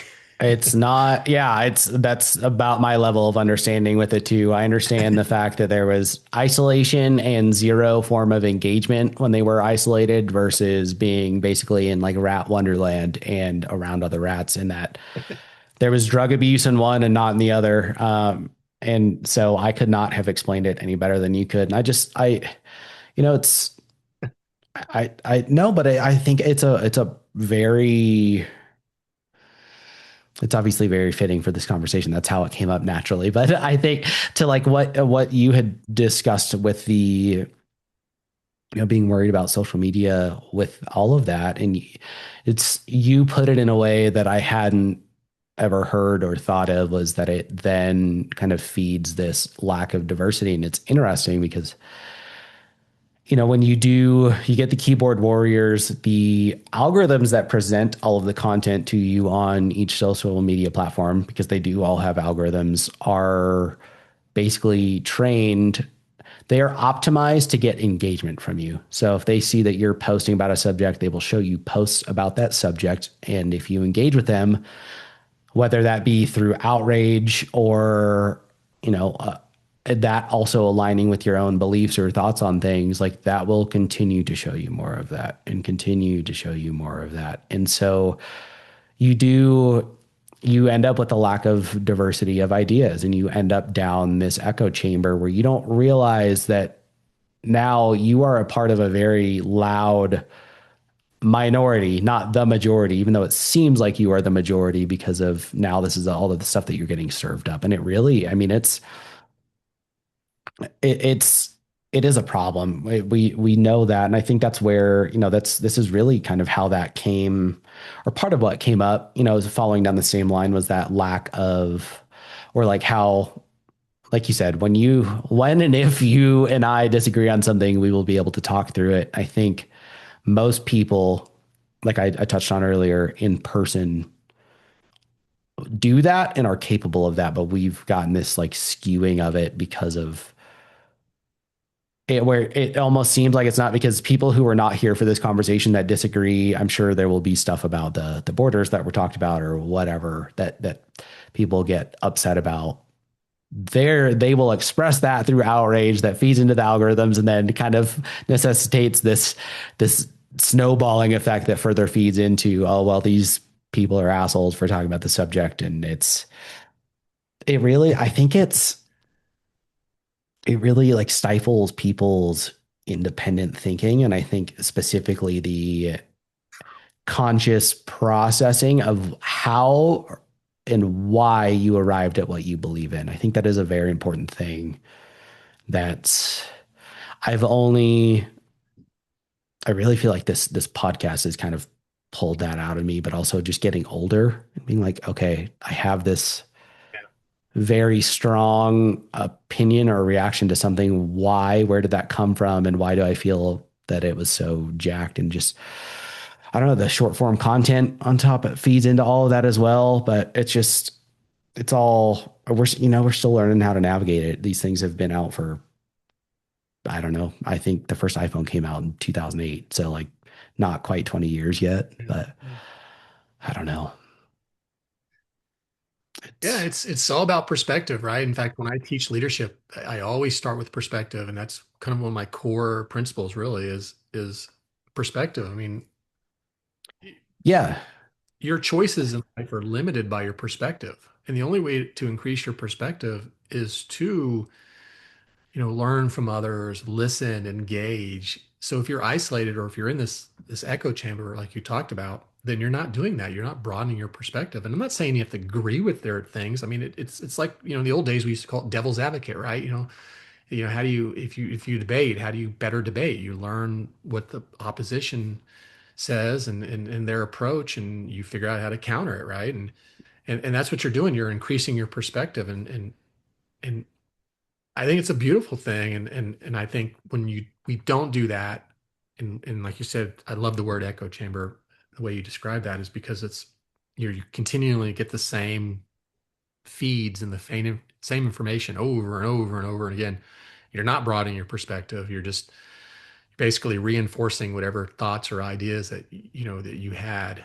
And sometimes that's not safe. Sometimes that's not healthy. And you got to broaden your views. Just have to.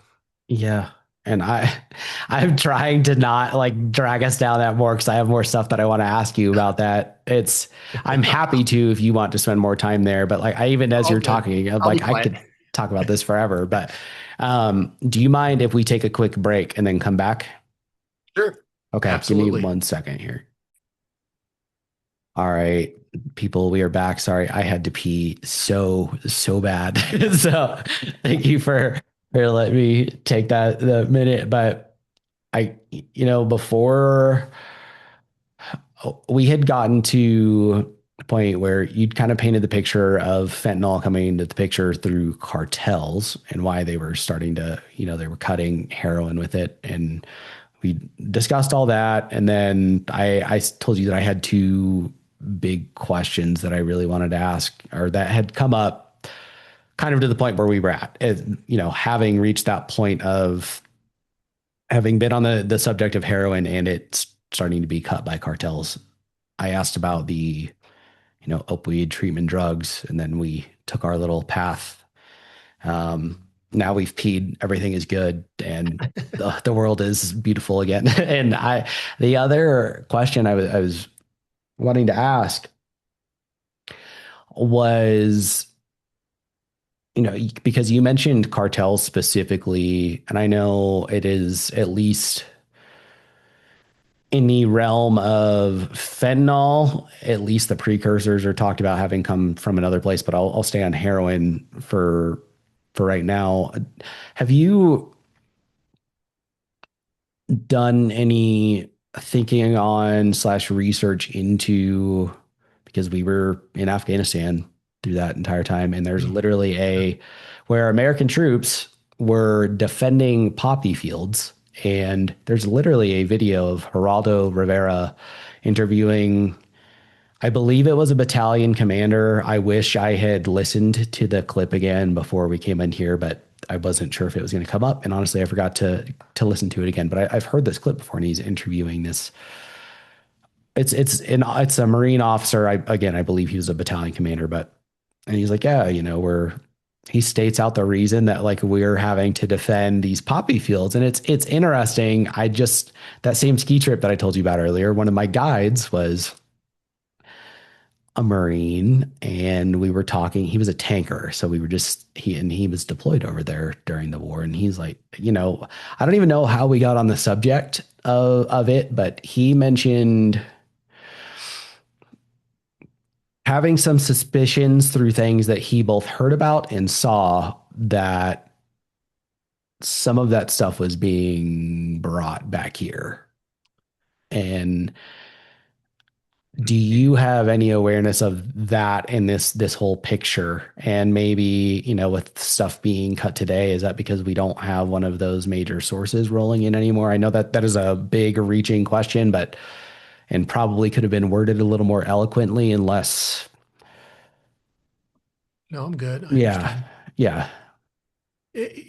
When you say brought in, you mean through illegal channels, or do you mean like through the government or something like that? Through Let the me. government. I mean, we've done this in the past with other, maybe not smuggling drugs in specifically, but like a huge source of drugs to American troops in Vietnam was a narco state that was created by the CEA in Myanmar. We've seen, the U.S. using what were illegal weapon sales to fund the Contras versus the Sandinistas in the Iran Contra affair. We've seen the DEA in the past with Barry Seals, like a notorious case of that man was smuggling drugs from Pablo Escobar's cartel up into this country, and they just kind of turn a blind eye. And Freeway Ricky Ross was supposedly some of his crack ventures were linked back to even all of that. And it's just, I don't, I have the same kind of wonderings on a dark level with some of the fentanyl stuff. If some of that stuff is at least being allowed in intentionally by the government. And I realize that sounds very conspiratorially minded, but again, there's a precedent of our government doing stuff like this. So it's having been in one of the world's like grow hub for heroin, and our troops having been defending those things. And then just after having the conversations with that other Marine a couple of weeks ago, I was wanted to ask you about that, and if you had seen anything pointing to that. Yeah, I have not. So we know. So for those folks who haven't been over there or don't know, the poppy plants, that's the source of opium. Opium to morphine is a very easy process. And then from morphine, you need a chemical synthesis, but it's not difficult, and that's how you get heroin. So all those poppy plants that you see over there in places like Afghanistan, Taliban ran, that's a huge source for illegal heroin that's manufactured. And this time period in the United States, especially in the late or in the 2000s and then into the 2010s, we saw a huge spike in production in those places. In fact, most illicit heroin was sourced from those places, those poppy plants, right? And because of the growing need for heroin in this country, that's what you have to make more of it, right? And Mm. the cartels were the primary. And I'm not saying that the federal government or there wasn't some bad actors involved, but from my perspective, it was primarily the cartels. I mean, I'm not trying to like hide anything. I just don't have that type of Yeah. purview or information to say Were differently. were they sourcing some of their heroin, or at least even the poppy from the Middle East? Do you know? Oh The yeah, cartels. absolutely. Okay. 100%. So yeah, absolutely. In fact, um, that was where the majority of it originally came from. And then they realized that they could increase production in Mexico. So we saw a major spike in poppy production in especially the western part of Mexico, Jalisco, Sinaloa, those areas, um, near the western side, near the Pacific Ocean side of their country. Um,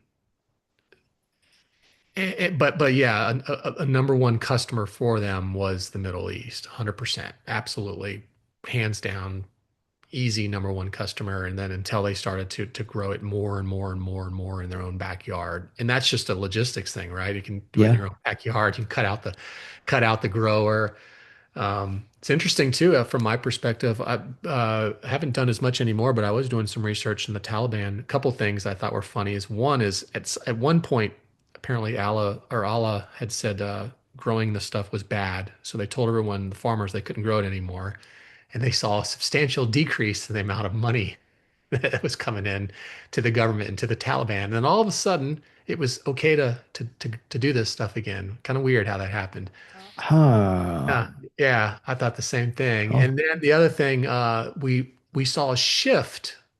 Um, they still do the poppy, but we saw a shift where they're actually involved, the Taliban, in the manufacturing of methamphetamine.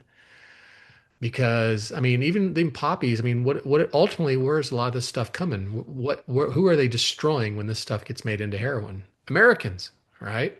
Are From their the enemies? inside out. Yeah. Absolutely.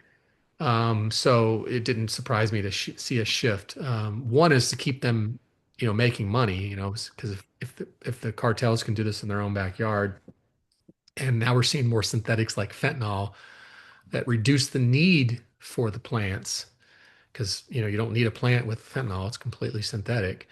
Um, that hurts your bottom line. So it didn't surprise me to see them shift more to methamphetamine. It's just the web of it all is so interesting. And I guess,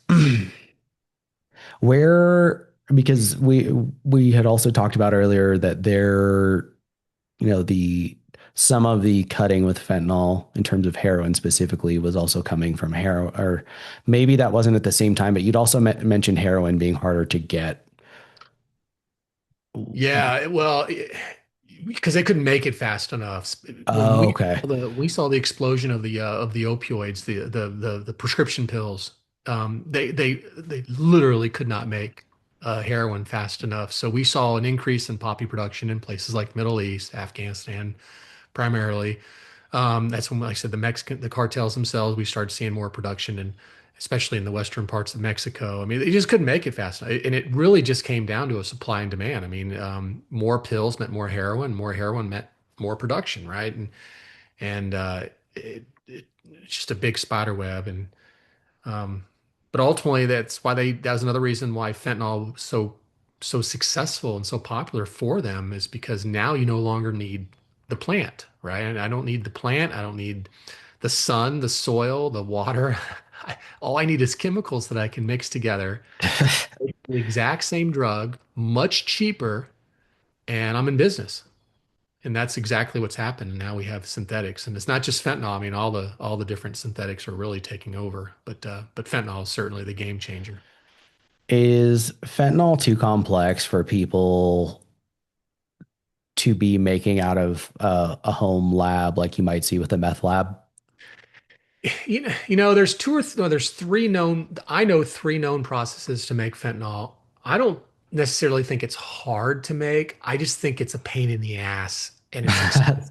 And the reason I say that is because, like in the United States, when you hear about a fentanyl lab, that's usually a kind of a misplay on that word lab. It's usually tableting or capsule. So the Mm. product itself is made and then they're putting it into a capsule, they're putting it into a pill. The last couple labs that I physically went into, that's exactly what was happening. For a lab to actually produce fentanyl itself, very, very, um, very, very different. And here's my thing. If you and I wanted to become drug traffickers and we wanted to sell fentanyl, could easily get on the dark web and develop a source of supply in China or anywhere else and buy, like I said, a kilo of this stuff for, I don't know, let's raise the price a little bit. Let's say we pay $5,000 for a kilo, 2.2 pounds, right? That'll go a long way if we're cutting it into pills or making our own pills or capsules. I mean, that'll go a long way. That little $5,000 investment, we could spend another, I don't know, $1,200 on a pill press and get some dyes and some casts and things like that. We're probably all in for, I don't know, let's say 10,000 on the high end. That $10,000 investment, we're going to make a couple $1 million easy on that. God. So now let's just say you're like, no, Brian, we need to make this stuff. Okay, now we need the beakers, we need the glassware, we need the chemicals, we need a little bit of a science, we need some time. You know what I mean? Like, why would you Yeah. do that when we literally can spend 5 or 10 grand and start making money lickety snap, lickety split. Do you think some of it being so cheap, especially like, I brought up precursors coming from China, but you just even mentioned like sourcing it from China, Oh which yeah. also ties back into this, like what you pointed to with the Taliban. Hey, if those drugs make it here, that's destroying us from the inside, which is definitely China plays that game.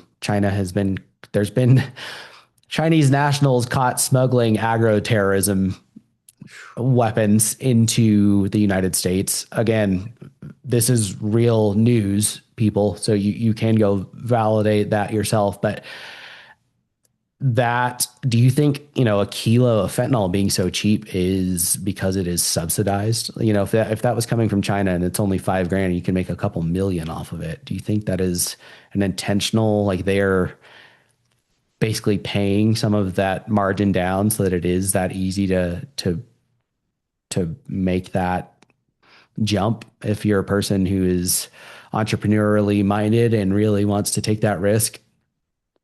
Yeah, 100%. If they're not paying the margins down, they're at least incentivizing the companies that are selling this. And we know that. In fact, there was a bipartisan committee in Congress, both Democrats and Republicans, and it's probably about a year old now. And they came out and they found that the China was literally incentivizing, giving tax breaks and incentives to these companies, rewarding them for selling this poison to the West, right? Causing the problems they've had. I mean, this is like we said with the Taliban. I mean, they're killing especially military aged men in this country at unprecedented levels without ever sending a troop on the ground.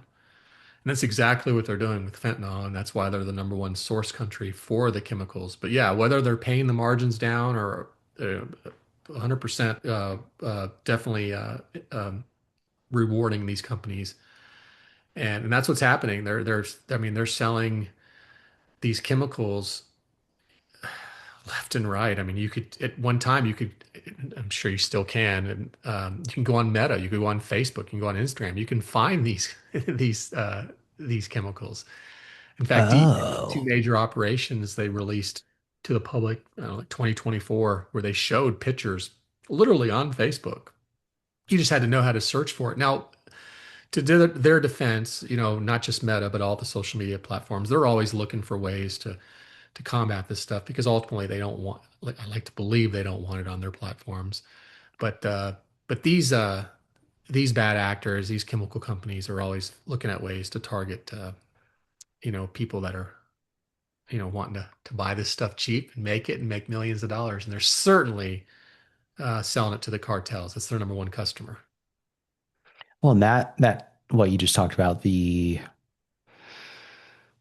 that process of them, finding ways to make it available on social media, even with all the efforts, like people have to realize that it's, that's any form of warfare. Hopefully, again, like you said, that is not like malicious oversight, but it's, the defensive or the defender, Meta makes a move to block one avenue of getting it on there, and the offender then updates their tactics and will find another way, and that is ideological warfare is that way.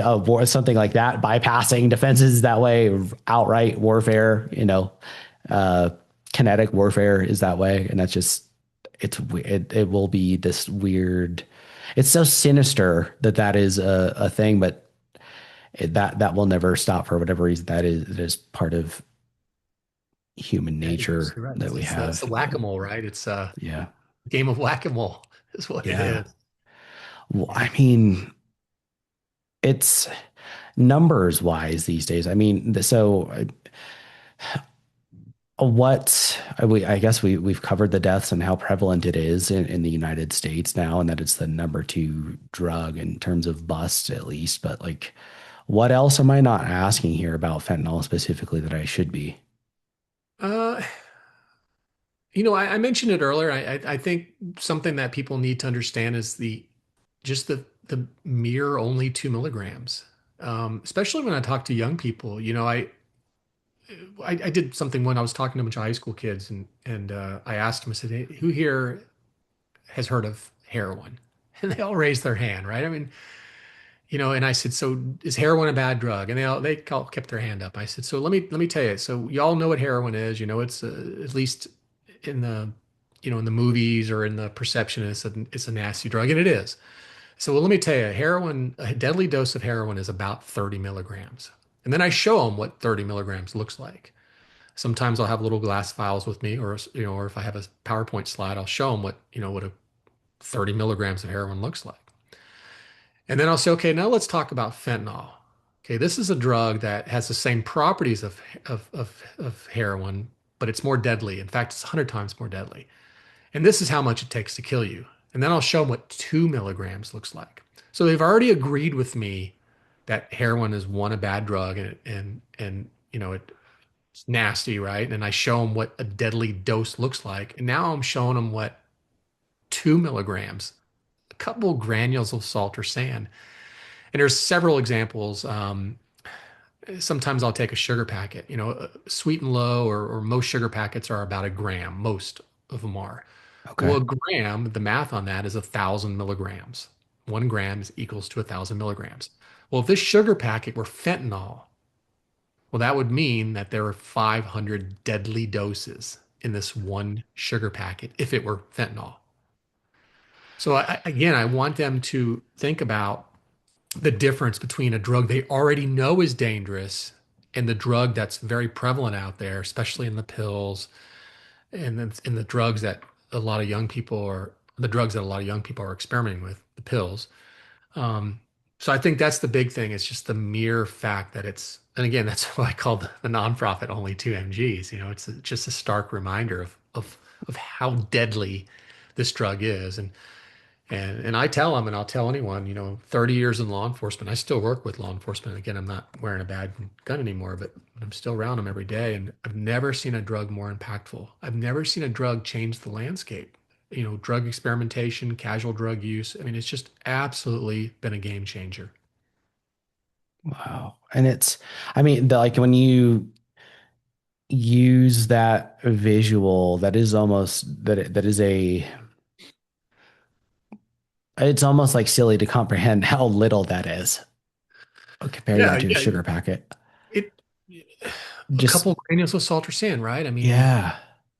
I mean, a couple specks, and people can't. It's hard to wrap your head around that because you're like, really? Yeah, really. That's the truth. I mean, only 2 milligrams and it's not even the most deadly drug out there. I mean, we talked about fentanyl and things like that. We're talking about even smaller amounts, but fentanyl is certainly the one that's and because it comes in our drug supply and it takes over heroin. Like I said, good luck finding heroin, and if you can find it, it's a three-quarter chance that's going to have fentanyl in it. Now we're seeing it in more meth. We're seeing it in more cocaine. We're certainly seeing it in our pill supply, our illicit pill supply. I mean, and it doesn't have to be an opioid, by the way. If there's a pill, there's a good chance there's a counterfeit. And now we know about 5 out of 10 pills that test positive for fentanyl have at least 2 milligrams of fentanyl in it. So it doesn't surprise me when I hear stories. In fact, I was just talking to a family member who lost her niece This was out in California, and she said her niece, just beautiful young girl, uh, uh, life right in front of her, slumber party with two of her little girlfriends, and they got a Adderall pill that was I thought was an Adderall pill. It was counterfeit. And they split it into three pieces. Three pieces. Now, think about how small a pill is. An Yeah. Adderall is small, just like any other pill out there. It's a little like football shaped, little oval. Three pieces. And she never woke up after taking just one section. And that is common. I mean, so that's the thing when I want them to think about how small 2 milligrams is, then I want them to think about that in a pill or think about that in the drugs, and especially the pills. And I do a lot of emphasis on the pills, especially when I talk to college and high school age kids because we know that's a big problem, um, or more of a problem than let's say cocaine or methamphetamine Mhm. or heroin for that age group. But I mean, 2 milligrams is nothing. I mean, nothing. And I can't overemphasize that enough. Well, yeah, in the context of a pill, that is a drop in the bucket of water that's all it takes to kill you. It's it. Scary. I mean, she had Scary. a third of that pill and died Yeah. from it. Yeah, her name was Dallas. She's 20 years old.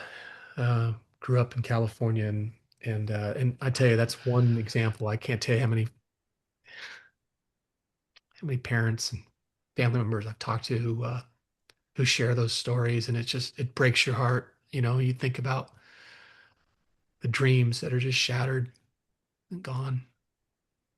Yeah, I mean, it's tragic. It really, and it's one, even in her case, the thought process is Adderall is harmless. Yeah, yeah. Then it just wasn't Adderall. The M30 pills, Adderall, and Xanax are the three big still that we see as law enforcement when it comes to fentanyl. Long term wise here, because I know only 2 milligrams is still pretty young. I mean, when I looked online and it said you just got nonprofit status in last year, Yep. right? So I mean, obviously making a dent in these deaths, increasing awareness, but in a long term, what is your vision here, and how can if people want to support, how can they do it? If people want to reach out, how can they do it? Long term, our vision is to have more instructors and be in more venues in front of more audiences, especially young people. I have done 99.9% of all the presentations. I have three presentations I do. I have I call it my flagship. It's a 4 hour, it's really long. I know Okay. 4 hours seems like forever, right? It's the everything you want to know about fentanyl. I mean, I get into the historical context. I mean, literally everything. And then I had a lot of I was actually working with some clients who were in the business world and they were interested in fentanyl, but they were like, look, we can't give you 4 hours. We got businesses to run. I said, all right, give me an hour. So I created a 1 hour lunch and learn. And it's interesting because I've had many people who have taken that who have said, okay, we're going to find 4 hours. This is too important, which is nice. It's nice when they understand the scope of the problem. And then I have a presentation I called Shattering Dreams, and I wrote that for young people. And that's if I can get an hour, that's ideal. There are times when I go into a school and they're like, "We can't give you an hour, that's too long." But usually for colleges and high school, I can typically get that. And those are the three presentations. I am, like I said, 99.9% of the presentations I've done. The point one is there's another individual. His name is Aaron, great guy, big heart. He's been able to do a local presentation. Um, Ideally, and this is the want, if we can scale, I have a ton of prior law enforcement folks who want to get involved in this. Problem is, I can't afford to pay them, not pay them a salary, but pay their travel. I travel throughout the United States doing this. I've been in over 125 venues now with just my 4 hour presentation. I don't know how many, 29, 30 states. I'd have to go back and look at the metrics. I self-fund a lot of what I do. It's too I was important. going to ask about that. That is wild. And here's the deal. I don't have a tree in my backyard that I can just shake for more money. That was one of the reasons why we started the nonprofit was so we could, maybe get some foundation money, get some grants. But that has been really tough. People do not like, people look at drug use as a moral failing. And they just don't back it up. And it's really hard to fundraise in this spot. In fact, the last couple fundraisers I did, I actually lost money. But and you're probably thinking, well, why can't I charge people when I come speak? And I can, and I have, but there are a lot of organizations out there who can't pay for it. And I made a decision from day one that I would never let money get in the way of having a good conversation. So if a company or an organization calls me and says, Brian, we really want you to speak, but we don't have the budget. We can't fly you here. We can't put you up in a hotel. Okay, well, let's figure out a way. Maybe there's some Eagle Six training that I can do in that area, find other clients in that area. Maybe I can find a different way to fund this. But ultimately, I don't want money to be a no. You know what I mean? And so there are some organizations that's like, hey, that's awesome. Here's an extra $500, and then I'll take that money and I'll fund the next venue that can't afford to pay me. Um, but ultimately, I mean, that's what I need is I need to figure out a way. I need somebody, I need somebody with really deep pockets just to write a big check that we can bring in more instructors, and then we can get in front of more audiences, specifically or especially, I should say, young people, and give them this message. There's too many people that have no idea what fentanyl has done, what it continues to do, and how impactful it is. And I really believe in drug education. I think I'm not naive to think that just because I was in front of a bunch of kids that they're not going to use drugs, you know. But I think knowledge is power. We know that just say no doesn't work, right? We scaring them doesn't work. Telling them all these sad stories doesn't work. We need to give them information that they can have in the back of their mind. So when they're in these difficult positions, and this could apply to all kinds of incidents they're in, right? I mean, sex, some type of criminal act, let's go throw rocks off an Yeah. overpass. Well, maybe that's not a good thing to do today, right? There's going to be that Um, little voice where it's like, yes, okay, this thing, all it takes is 2 milligrams in this pill. 100%. This That little voice. Dallas died from a third of an Adderall pill, a supposed Adderall pill. Yeah. No, that's exactly and that's the hope. That's the dream. That's what we plan to do. One of the things that we did because of money in 2025 is we really scaled back the travel. Now I traveled a lot and I will continue to travel. And like I said, money will never be, we'll figure it out one way or another. It's too important not to. But one of the things that I made a decision, well, not me, my executive director, amazing person, we sat down and talked about this. Do more podcasts, do more media. How do we get this word out? Um, in addition to being in front of in an auditorium in front of a bunch of kids. Well, your listeners, maybe there's someone who hears this and they take it upon themselves to learn more or educate their circle of influence, their family, their friends. Well, that's force multiplying right there, and I think that's a beautiful thing, and that's why this is the 31st podcast I've done this year, and Jeez. I love it. I absolutely love it, and it's important, and it's a way to amplify our message for sure. And I think the other, like what makes it more powerful than just planting that seed of doubt is that it is doing it without them having had to learn the hard way. Yeah, A lot of so I've fucked up a good amount in my life. So I, a lot of the like reminders that I get in the back of my mind are from painful lessons that I've had to learn. And you don't get the chance to learn from a slip up with that, with fentanyl, that's yeah, yeah. other than maybe you're one of the girls who was there with Dallas that night and took the other 2/3. And that's not a way anyone should have to learn a lesson. Yeah, I I hate to agree. even call it that in that context, but that is what it is. No, you're absolutely right. I think that shouldn't be the consequence. Death should not be the consequence of a bad decision, right? I mean, it's absurd. I mean, especially our young people. I mean, we all do dumb things, you know, and um, and when it comes to drugs and stuff, it's just de- death should not be a consequence. It absolutely shouldn't be. There should be hope. There should be, there's something more there. Yeah.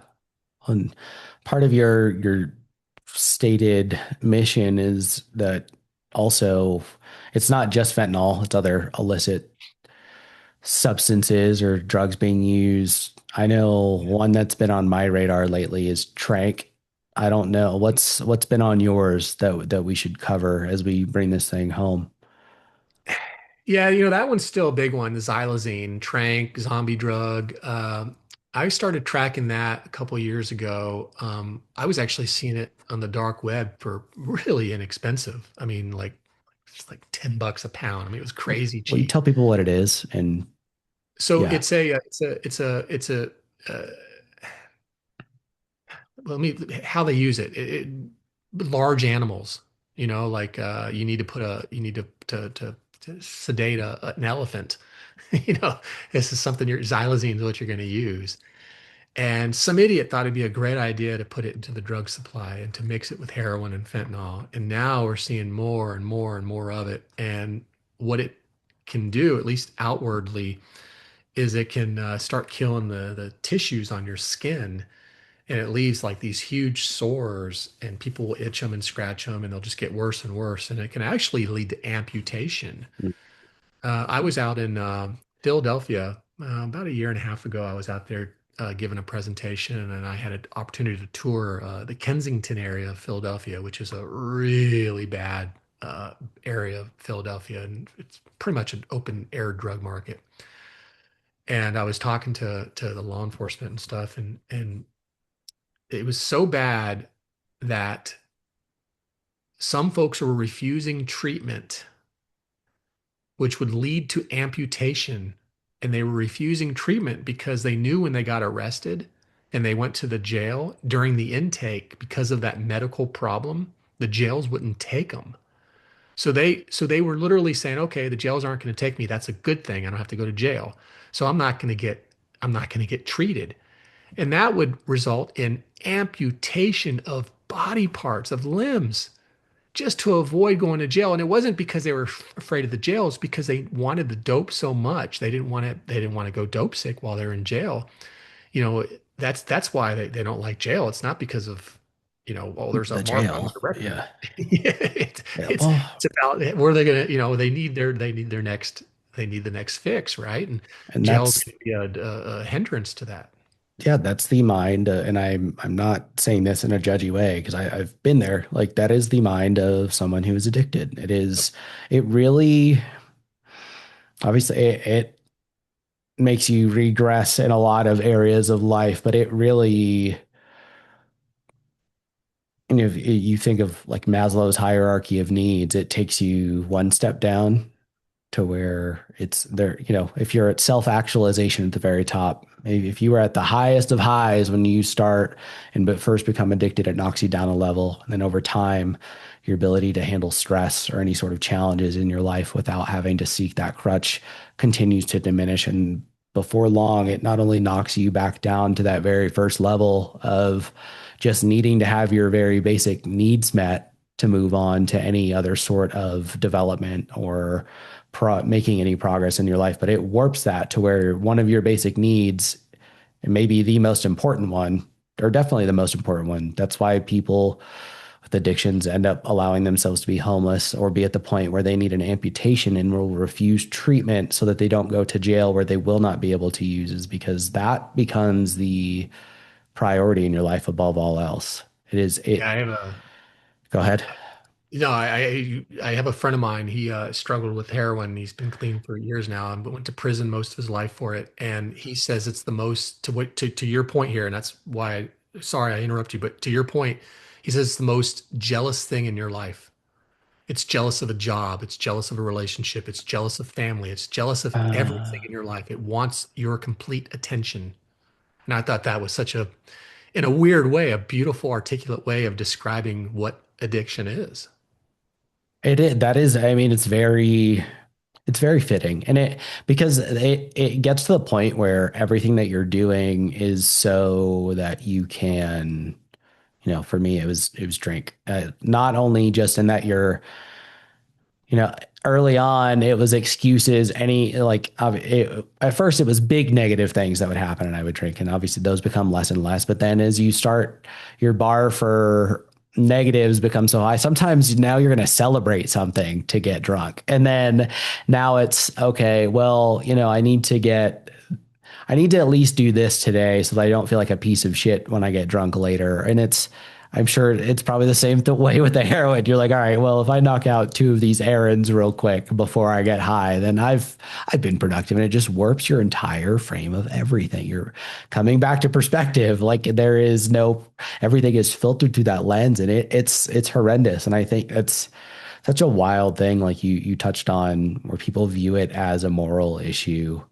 Yeah. Yes, some mistakes have been made for you to end up there. This is not excusing someone's agency in the process of becoming addicted or getting themselves out of addiction. But it is truly a sickness of the mind. And, obviously when you're physically addicted, of the body as well. But like that's the kind of work that needs to be done, is starting to reframe and redirect those energies and those efforts, as opposed to just judging someone and being like, oh, fucking rot on the streets.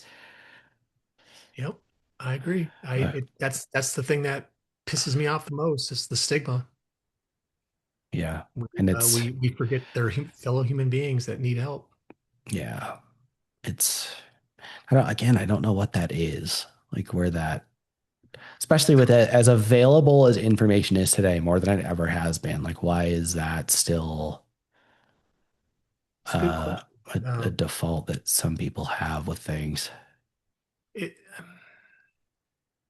yeah, I don't know I guess because I think because it's how complicated it is. I mean, we were talking about it earlier. I Mm, mean, like when you said, ultimately you just stopped, right?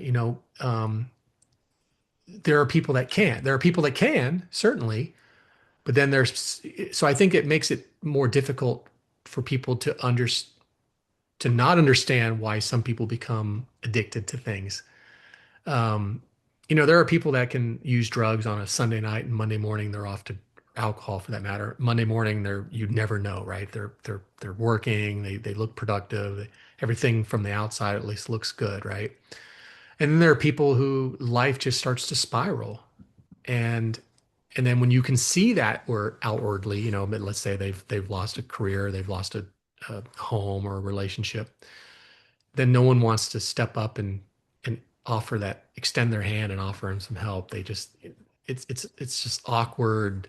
Like, what's wrong with this person?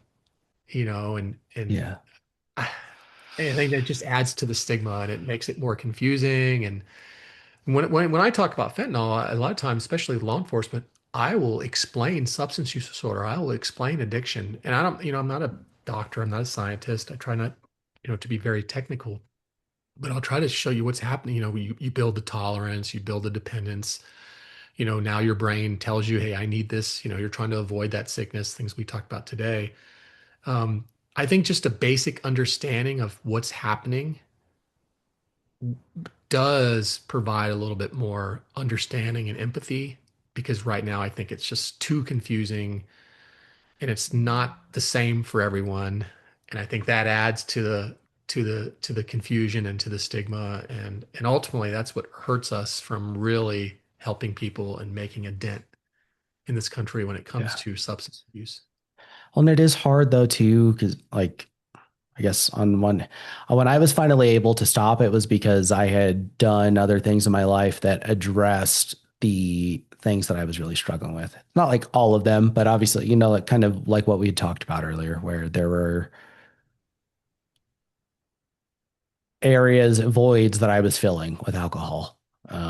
Some of that was, I'd lost all of my purpose, and even though I was trying to find it, like kept hitting the excuses that kind of boiled up along my addiction were that I just kept hitting barriers with things where the purpose, refinding my identity. Also, I was diagnosed with a degenerative neurological disorder that is incurable called Huntington's disease that will eventually reduce me to a vegetative state while I was at rehab. So like I didn't have the capacity at that point to process that even, but when I finally did, it was like I all of those things were finally addressed. I still had to come to terms with the Huntington stuff, but everything, the other areas of my life were improved. But that took, obviously I had a lot of support from people, but at the same time, those people, like thankfully I had people who were willing to give me some grace, and some of them have given me grace in the 2 years since I got sober. But that's because they had to set boundaries with me while I was drinking, because there's that period where you do try and help, but eventually you can't enable someone. And then again, it's just such a complex issue, like you've already touched on, that it's not that you can't lay out a specific plan, because like you've said, it is different for everyone, but it is this.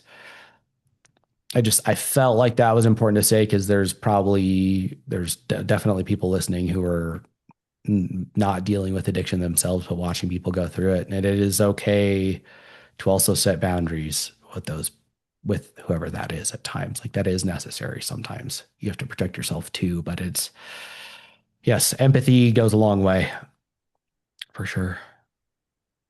Absolutely, it does. And having you touched on it, and you even mentioned it, or you said a couple weeks ago or however long ago you were with friends. You know, having that, having those friends, having that support group.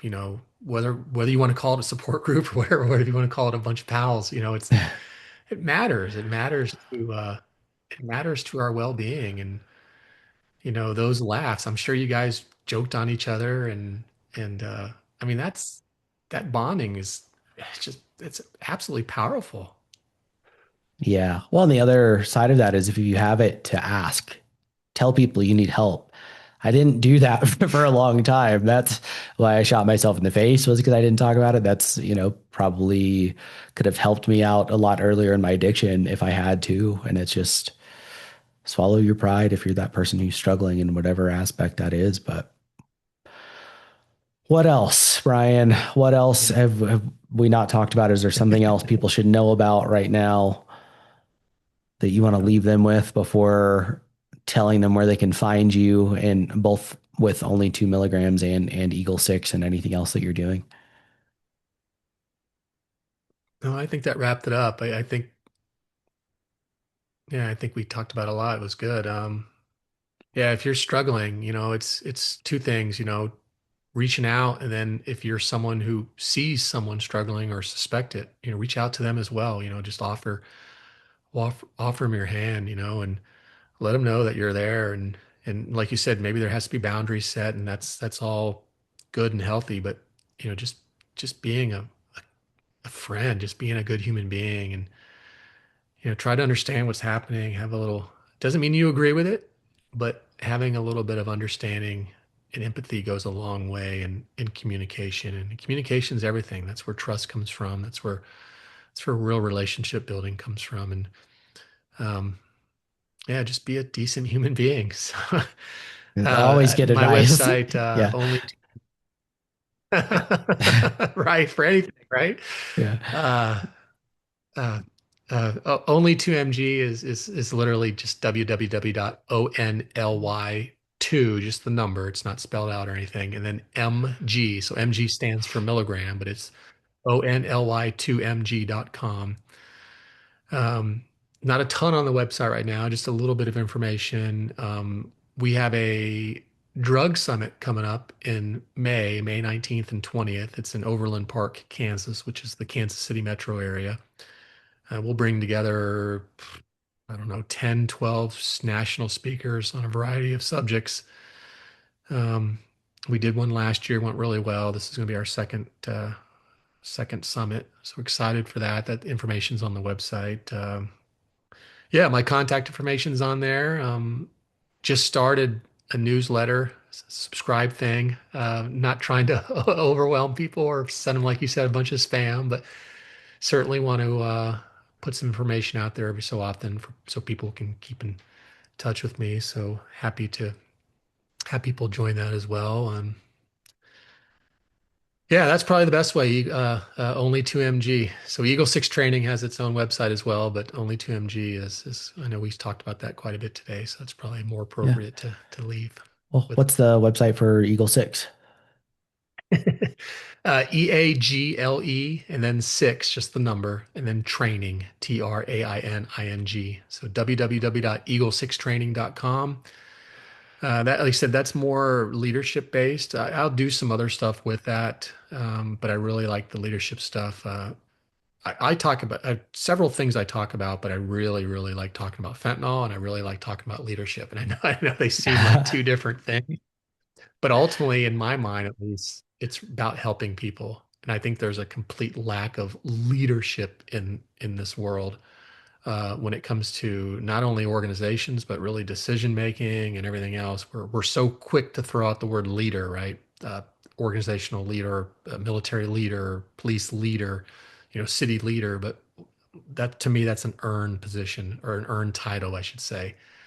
There's a difference between a manager and a supervisor or a CEO and a leader. Hopefully they're one and the same. Hopefully that person understands that concept, but just giving them a title or stripes on the shoulder means nothing. You got to earn that the leadership part, and that's a lot of our emphasis with Eagle Six Training is really going down that road. And I've also mixed, I should say, I've also mixed some of the things I've done. I did an undercover operation that was featured on a show on A&E. Oh, It was a show called Undercover Caught on Tape, and they had reached out to the DEA folks looking for anyone who worked undercover and might had a recording of it. And I did back in 2004 and went through an interview process. And they liked the story and they did a little 20-minute segment on it. And and that's fun. It's fun to talk about a war story. But what I did is I actually took that story and I incorporated leadership lessons, like resiliency, being able to adapt, things like that.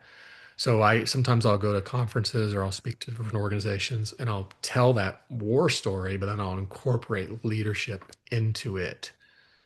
So yeah, I guess that's a long way of saying the Eagle Six Training does more leadership. no, that's great, man. It's very, very valuable. Like doing it in that way gets people's attention, but then also makes that same, it wasn't empty, right? Like Yeah, you're yeah, yeah, actually able yeah. to extract something from it. So that's awesome, man. I'm sure, I will